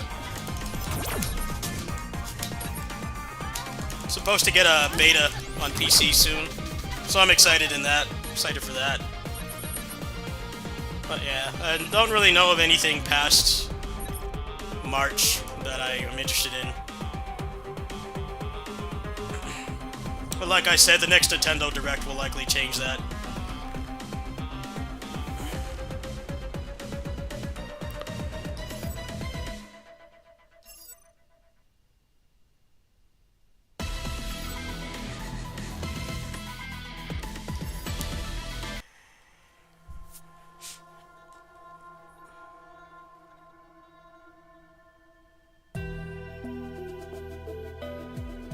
Oh wow, thank you for the donation.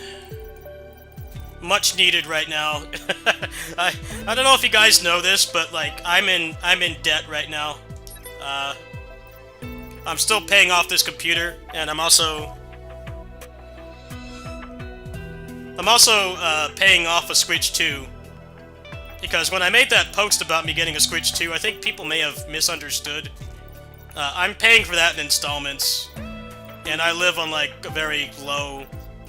Well, partially fixed and partially supplemental income. So, like, I live on disability, but it's not my only source of income.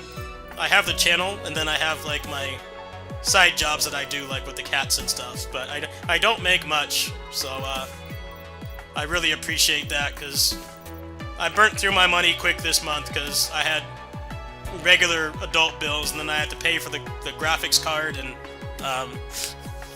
the Switch 2 installments, so I should be done with the computer within the next few months if things go the way they are right now, but it's going to be tight until then because I took on more financial responsibility with getting the Switch 2, but I knew that it would be worth it. The stuff I made for the Switch overall did pretty well. I don't think there's going to be a lot of people really playing that Disgaea game, so if I like it, it has a potential in being a good return of investment, but I'm just playing it for fun. You know, if I don't like it, I'll just hop off it. The marketing for it's been pretty shit, to be honest. Not really showing what the game actually is, but like I said, I'm down for,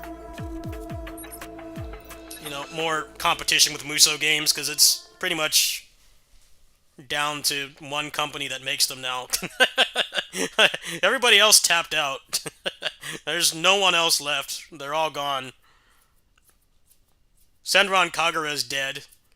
Oni-chan is dead because they got commissioned to make that Bleach fighting game that nobody plays. Kamen Rider Batride War is dead. Last installment for that was literally a decade ago. So, I'm down to support smaller companies trying to make stuff like that, and like, yeah, it's probably not going to hit as hard as like a Basara or something, but if it's at least playable and the RPG element of it is fun, I could see myself enjoying it. You know, I'm just kind of going into it expecting it's not going to have like giga sweaty combat that I can dunk tons of time into, but if the gear grind is fun and there's cool builds, I could see myself playing it. Yeah, that's not out until the end of the month, and I might take donations for it. I haven't decided yet. They need to step up their marketing before I seriously consider something like that, because right now it's pretty buns, to be honest. They've shown like nothing. Wolverine is probably just going to be more Western AAA stuff. It'll probably have like 0 replay value and a ton of cutscenes and forced walking and like maybe okay combat, but because of all the other stuff, it will be shit to replay. That's kind of what Spider-Man 2 was, right? I heard that game's combat was decent, but so much of the other stuff gets in the way and it had like 0 replay value. And they didn't do DLC. So, I don't know. I don't really need superhero games to be AAA. A lot of my favorite ones of all time are like the Kamen Rider stuff, which has like a shoestring budget, but better gameplay than Precious. the big name stuffs. I'm pretty easy to please. I just want something that's fun to play. I don't necessarily need quadruple A graphics, but I seem to think that's the only thing that matters.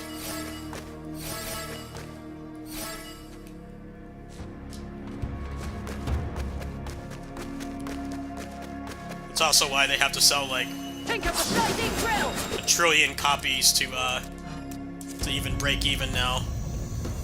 AAA stuff is just unsustainable. I'm glad we have stuff like this that's still like high quality, but didn't take like 8 years and $300 million to make. We got it pretty good right now. AAA keeps dropping the ball, but there's lots of cool smaller games like this if you're willing to give it a chance. It's fun.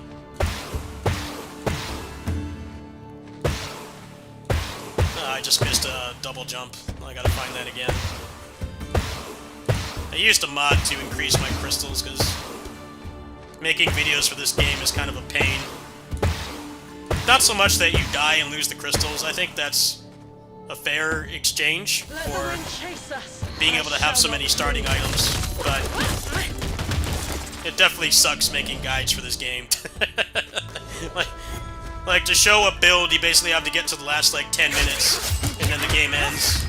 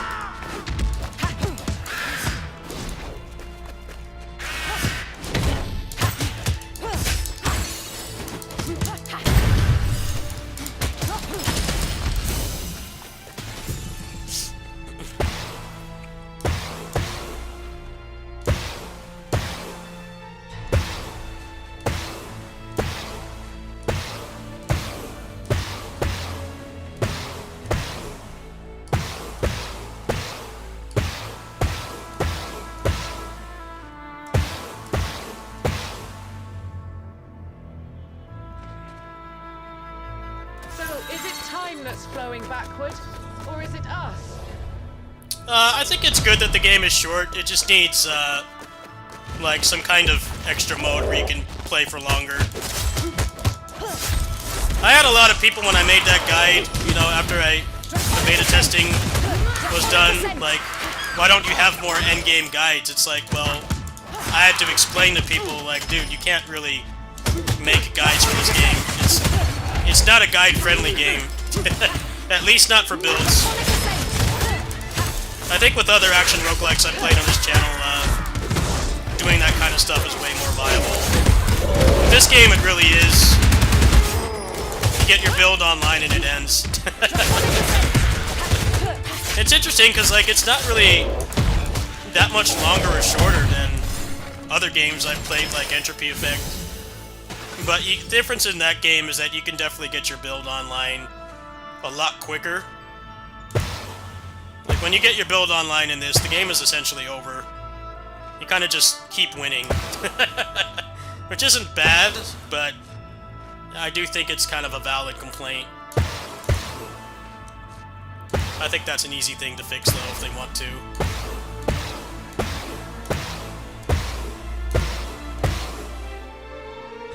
It's also, like, other thing I don't like about this game is the fact that some characters have like way more interesting stuff than others. Some have really cool stuff, and then some have barely anything. Like Cider, for instance. Cider has a lot of shit arcanas, and I think what makes it worse is until you get one that like until you get the Rising Tackle, the Rising Drill, like none of them are good to use. So it's like the fact that you can choose one at the beginning of a run doesn't mean anything on this character My cogs because turn strangely with there's the not really a signal. viable choice besides the drill. So I think that's something they need to expand upon. This is the kind of game where they don't really need to go out of their way to like completely draw new levels and commission new music and stuff to keep it interesting. Like, if they gave the characters more moves, it would be pretty huge, actually.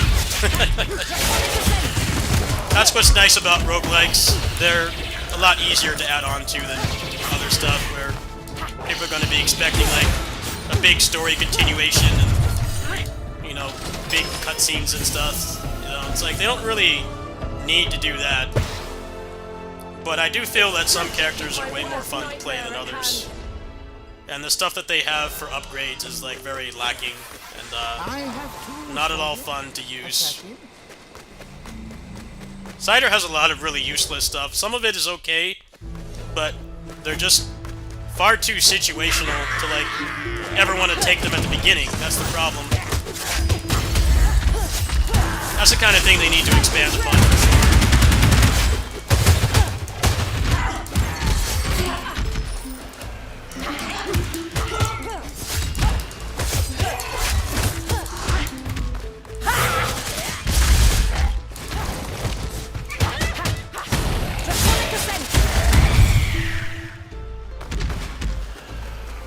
Well, I don't think they need to do that just yet.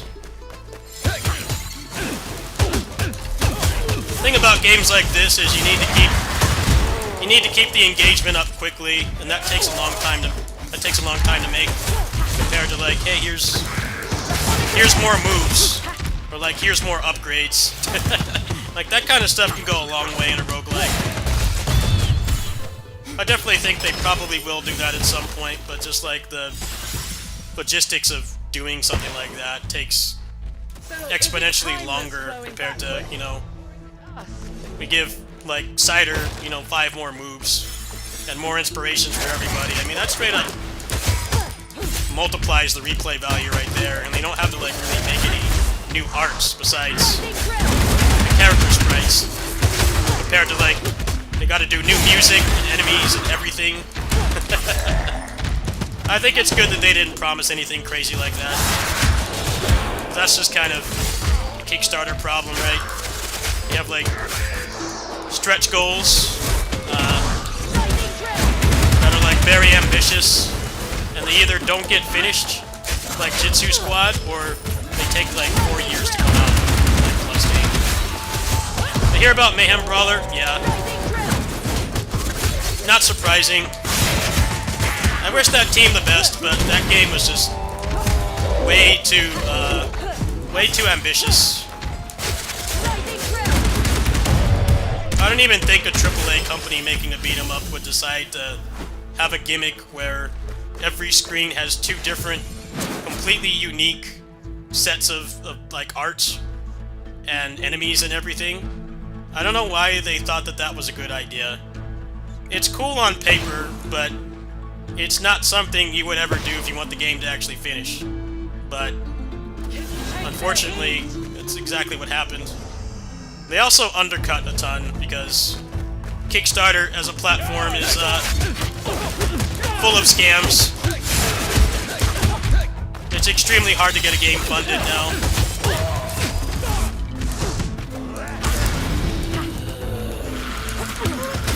Like, if you don't have a playable demo for your game, like, you shouldn't even bother doing Kickstarter, because even if you don't have the money to, like, actually make it, I mean, just realistically, nobody's going to fund it unless it has a demo. And then, like, Mayhem Brawler kind of proves that, like, even if you do have a demo, The game may never still actually come out. But too many people, it's not like they had bad intentions. There are a lot of things that clearly happened behind the scenes that fell through. They're not trying to scam people like the other Kickstarter video essays you can watch. But a lot of it really is just how these things work now. There's been so many Kickstarter scams, like, so many of them now. Undercutting like they did is like one of the only ways you can get a game funded now.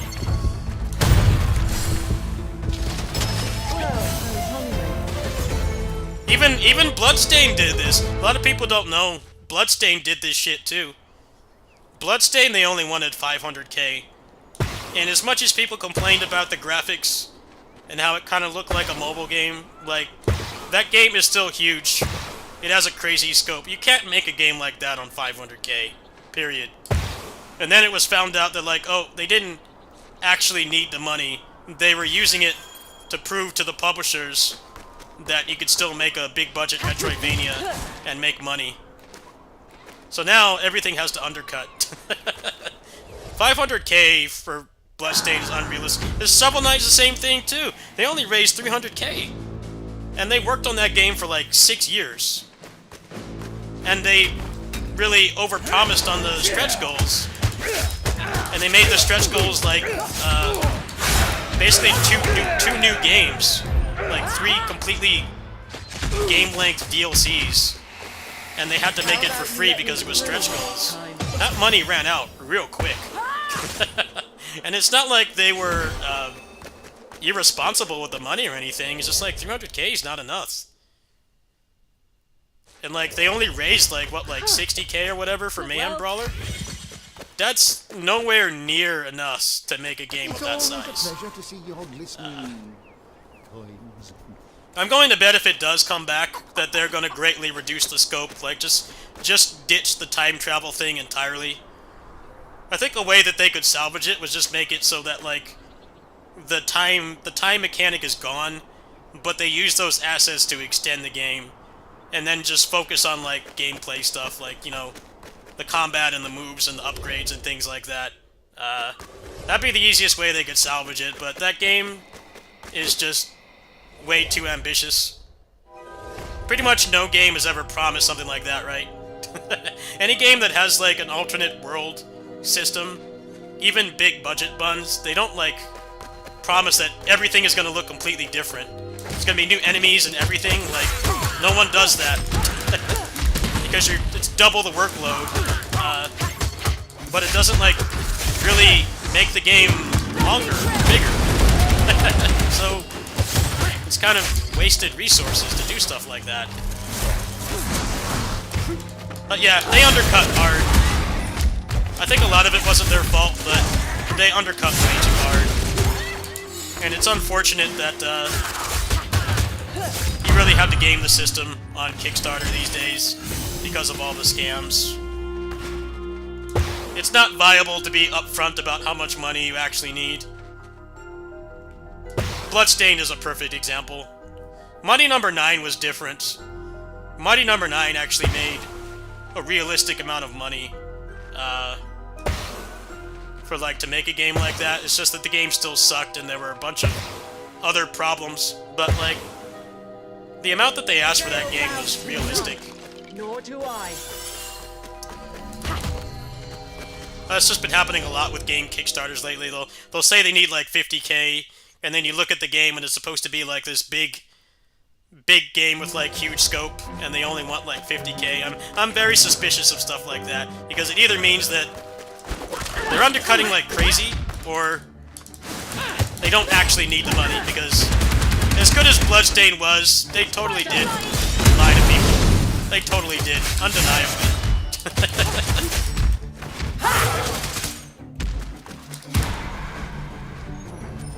Like, yeah, Bloodstained looks like a mobile game.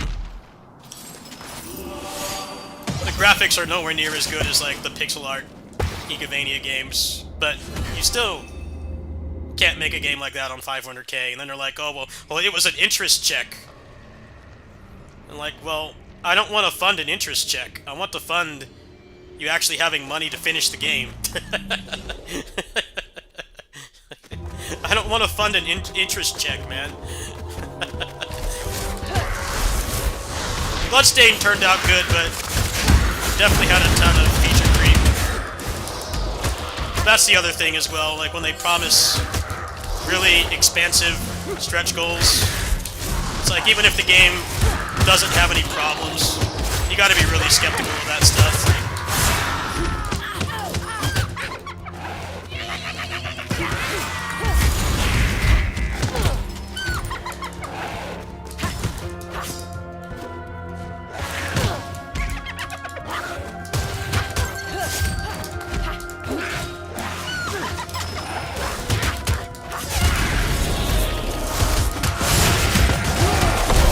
Ditching the time stuff is like the only way I can see that game finishing.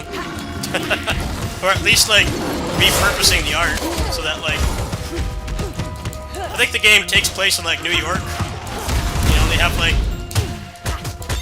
past and present New York. Like, just make it so that that's a different level instead of having the time mechanic.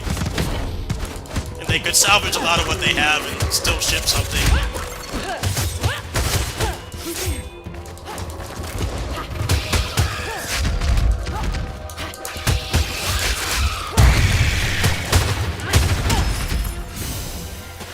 Jitsu Squad, yeah.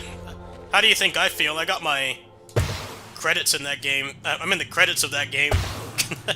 I get asked about it a lot. I'm like, dude, I don't know anything more than you guys. I don't have any top secret information. Not the slightest.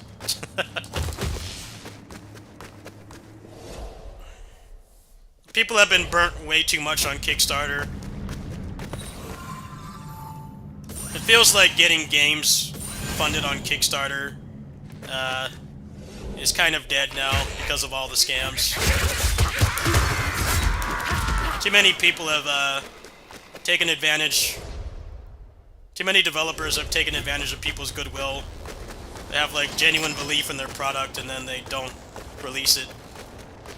Some people will say if the game actually gets finished and it's bad, that they got scammed. It's like, well, technically you didn't.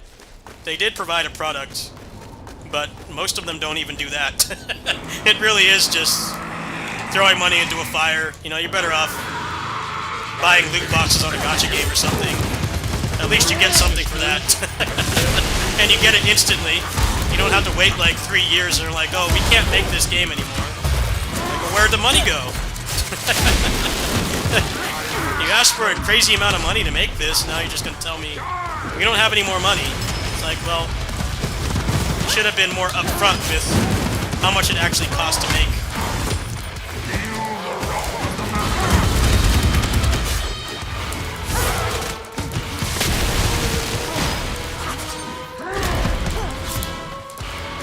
It really doesn't help that Kickstarter scams like that, and the ones where they undercut like crazy, like Bloodstained, has greatly messed with people's perception of how much it takes to make a decent video game.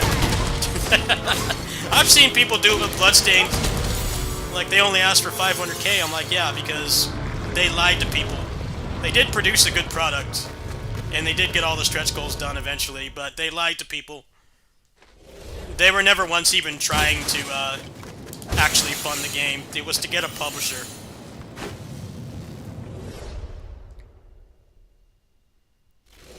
Like, you just can't make a game of that size on 500k. It's not possible.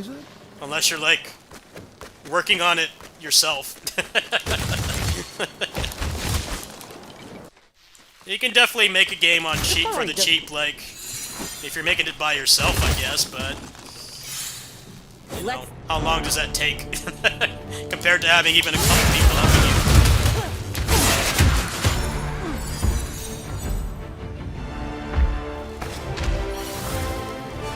you. It won't be. That's how there's like most games on Steam like don't even have like 20 Steam reviews. They're like making no money. But there are still some of them that do make money enough to like make a living, or at least have enough to make another game on the side. It really depends on how much money goes into it in the first place.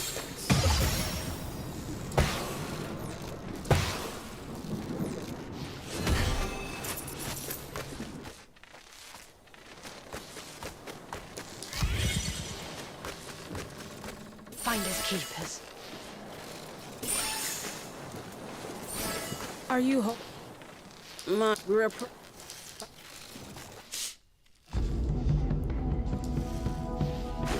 The roguelike got cancelled because there were problems with it.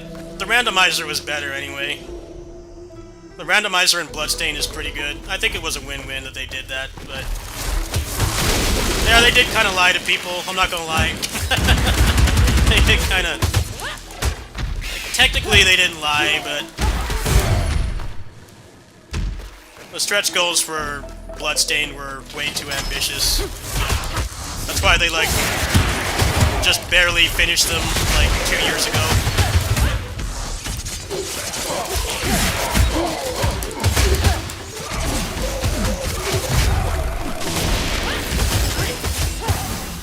That's also why, like, most game Kickstarters don't do that anymore. They don't promise, like, hey, we're gonna add, like, 6 more characters and a whole new castle and stuff like that. They don't do that anymore because they know that people are very skeptical of that being delivered. Shovel Knight is definitely not a good example of that because they basically said they admitted that they needed the money from the sales of the original game to even fund that because 300k isn't enough to hire a team to work like full-time on DLC that's the size of the original game. They're not like little half-hour things, they're like basically a whole other game. If only I could be invisible. That is definitely not sustainable on 300k, especially when it took them like, what, like 4 or 5 years to get all that out?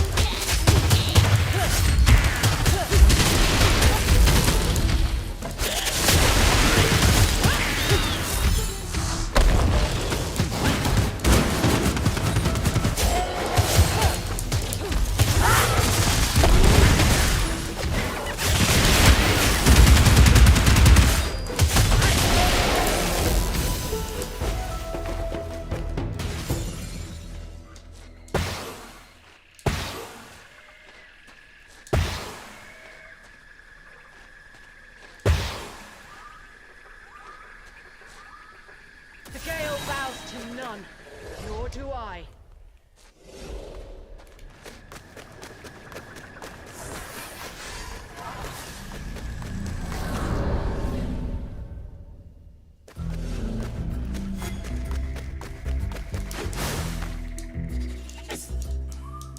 We won't force our way out of this.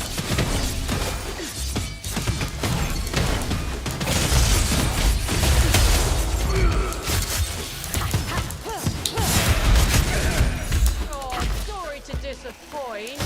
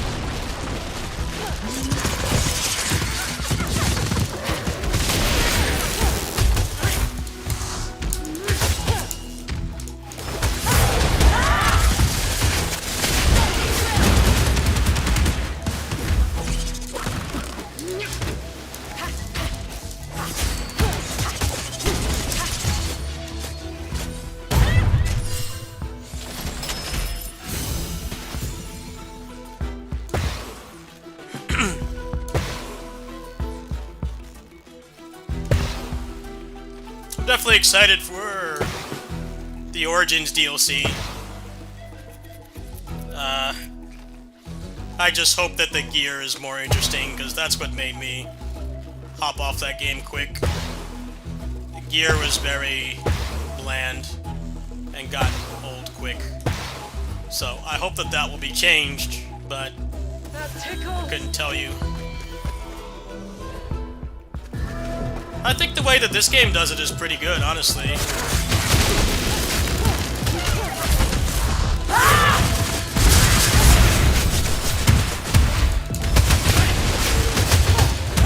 Everything staggers. They just want you to interact with the bosses and not insta-combo them to death. Unless you have a broken build like what I'm currently using, but all of them stagger.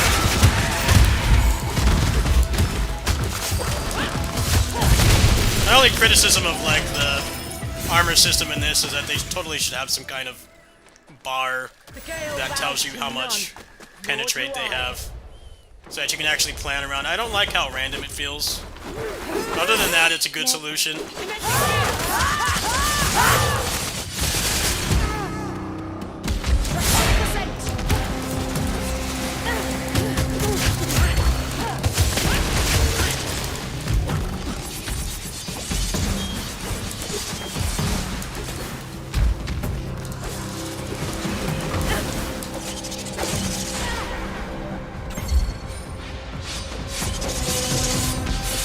Still hot in here? Or is it me?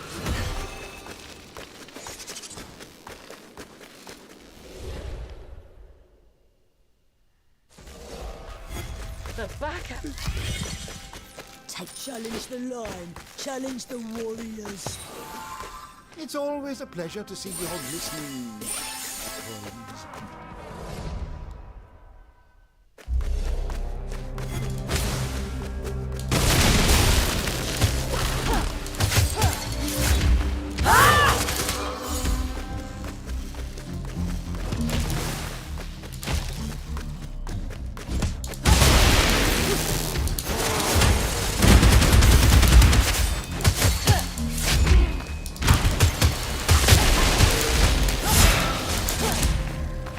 Nice find.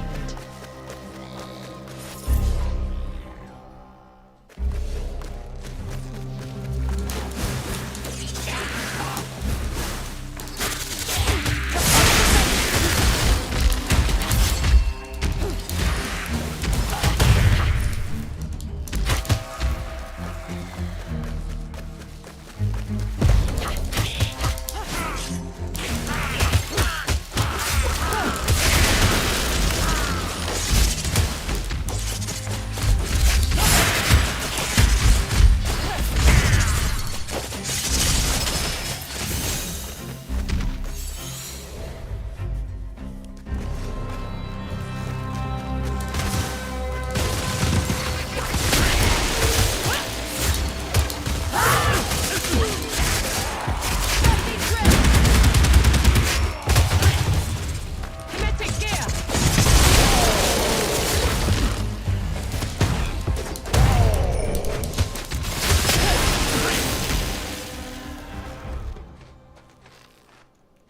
The gale bows to none, nor do I. They know how to have fun around here.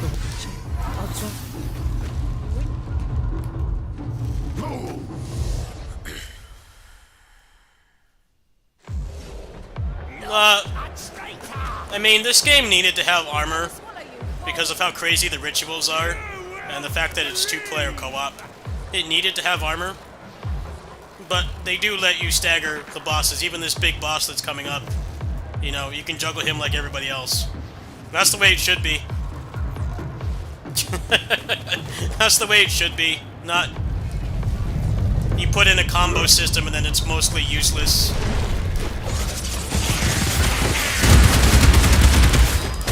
Like all the character action games and stuff that like have grabs, but then no boss can be grabbed, so you know, why would you ever play a grappler?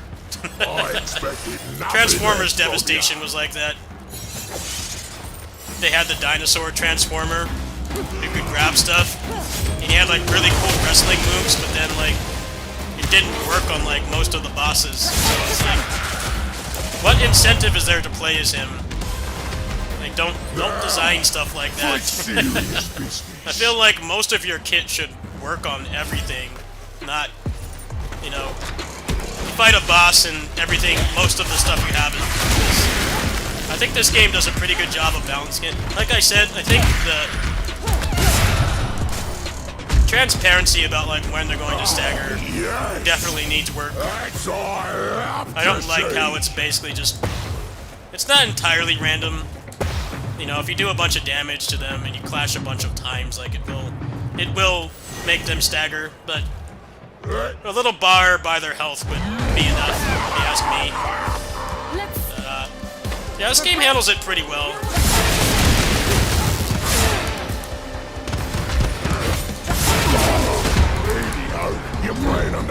No, you're not. You get one shot, buddy.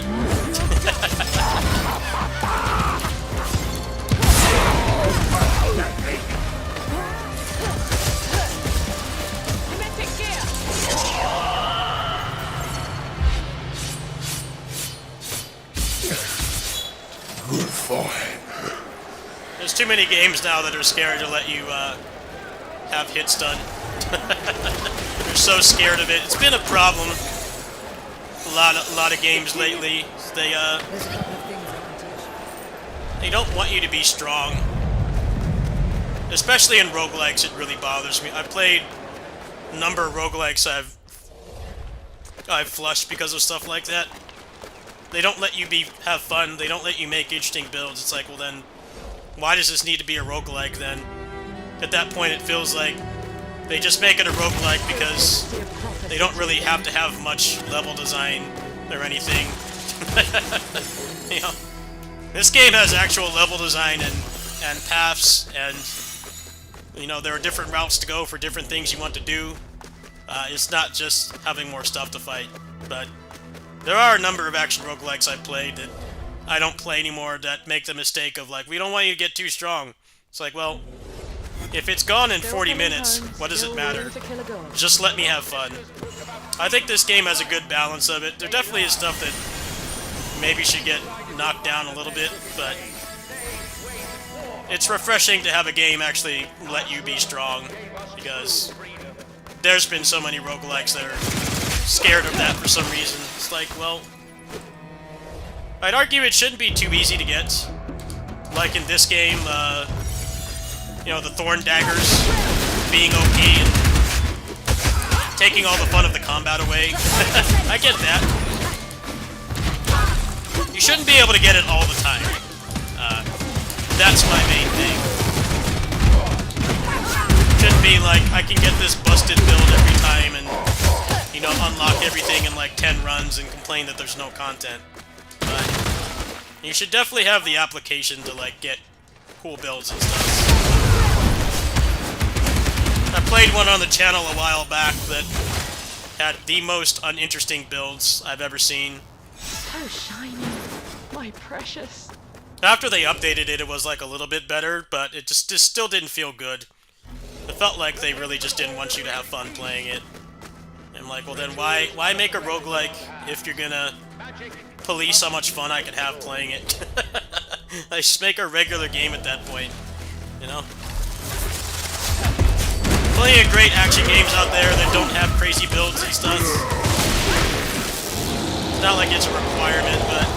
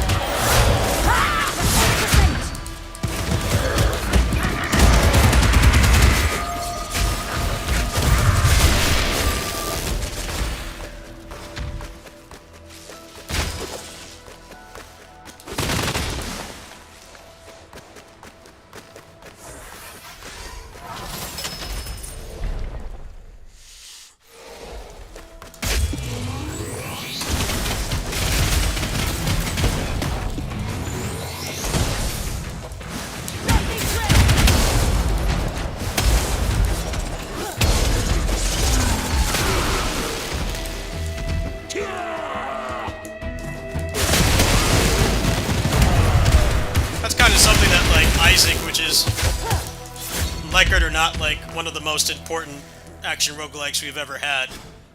They understood that very well.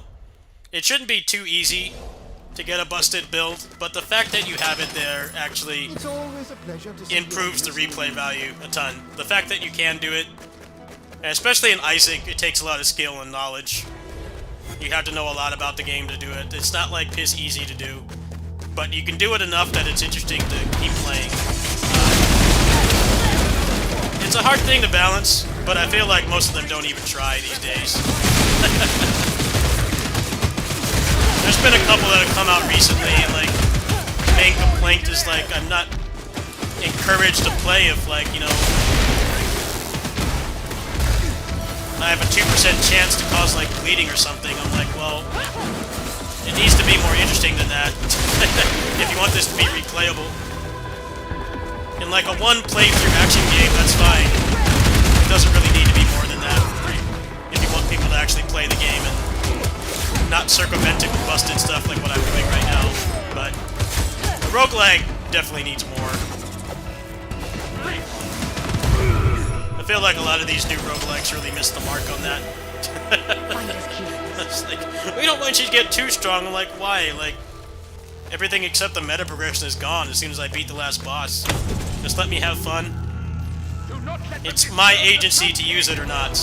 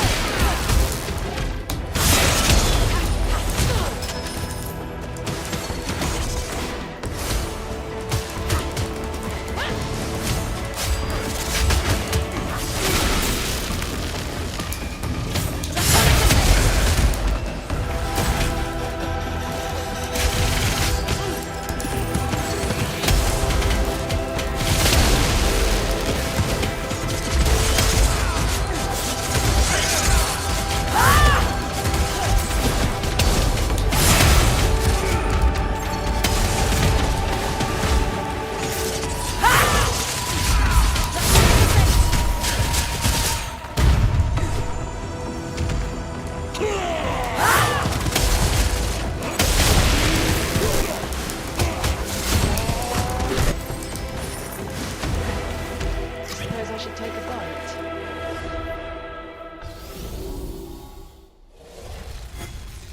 Nah, I'm pretty sure Ghost Vanguard will finish.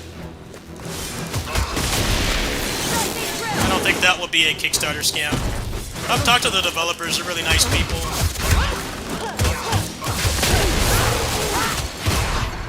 I would be surprised if it did. The demo was pretty solid. Actually, one of the most anticipated roguelikes besides this.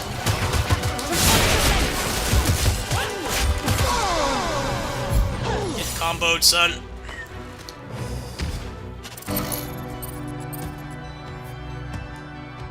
It helps that the demo was very well made, and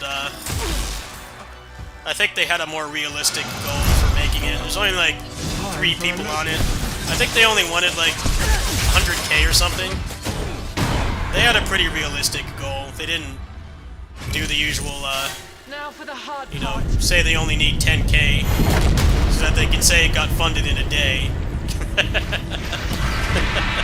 That shit really gets on my nerves. Like, yeah, it got funded in a day because you asked for like less than half of what you actually need to finish the game. And then, what that basically means is, if they don't get crazy support after that, you know, the game's not going to get finished, or it's going to take ages to come out, or they're going to have to get a publisher, which kind of defeats the purpose of doing the Kickstarter in the first place, if you ask me. I think it's cool that you can use Kickstarter to make what you want and not have to worry about a publisher telling you what you can and can't do. The last couple big Kickstarters have not been immune from that at all. Like the same thing. Bloodstained, of course. We're just doing it to prove to the big companies that people want to buy games like that. It's not a dead genre. You know, you just need to make need to make a good one on par with the old ones. They did do that, but they objectively did lie to people. I've only backed like one Kickstarter, and I got fleeced on it pretty hard. Was the Wonderful 101 Kickstarter. That's what I backed that game.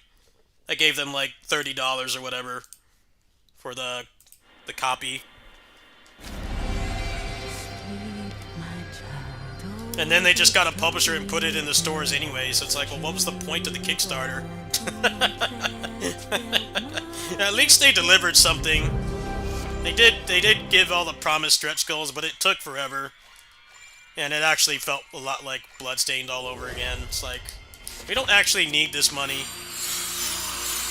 It's just that that game was a bomb. It bombed on the Wii U. No one bought it. I guess they wanted to prove that there was interest in it, but I don't know. You shouldn't be using Kickstarter for that. It's the same thing with, like, early access. They put out an early access game and they say that, you know, they want to get the community involved. I'm like, no, that's not it. You don't have enough money to make the game. And those are always the games that either get abandoned or they go out of early access, like they add like nothing. I've been burnt on that a couple times as well. I won't mention the names of the games, but I bought a couple games on here that I liked enough to play on here, like on stream and stuff. They're early access, and then they just dipped because they totally were depending on people buying early access to actually be able to finish the game. And then it didn't reach that success, so they abandoned it. But now it's like, what happens at that point is like, I'm not going to buy anything from those companies again. If I see another game from them and I see their name on the site, like, I'm not going to buy it. Because you already fleeced me once. Yeah, I'm probably going to go ahead and stop too. I might actually stream in my Discord in a little bit if I feel like it. But I got to take care of the kitties here. I might stream in my Discord for a bit. You guys want to hop in the Discord, you can. I do little secret streams in there of games that I'm like not really sure on yet. Like, I played No Rest for the Wicked in my Discord, and I ended up hating the game, so I'm glad I didn't stream it on main. But yeah, here's my Discord link. I'm probably going to hop off there. I'll see you guys, if not later tonight, then probably in the morning, because I got to wake up and feed the kitties. There you go. Go ahead and peep that. Join if you want. I might be on there in a little bit. Thanks for watching.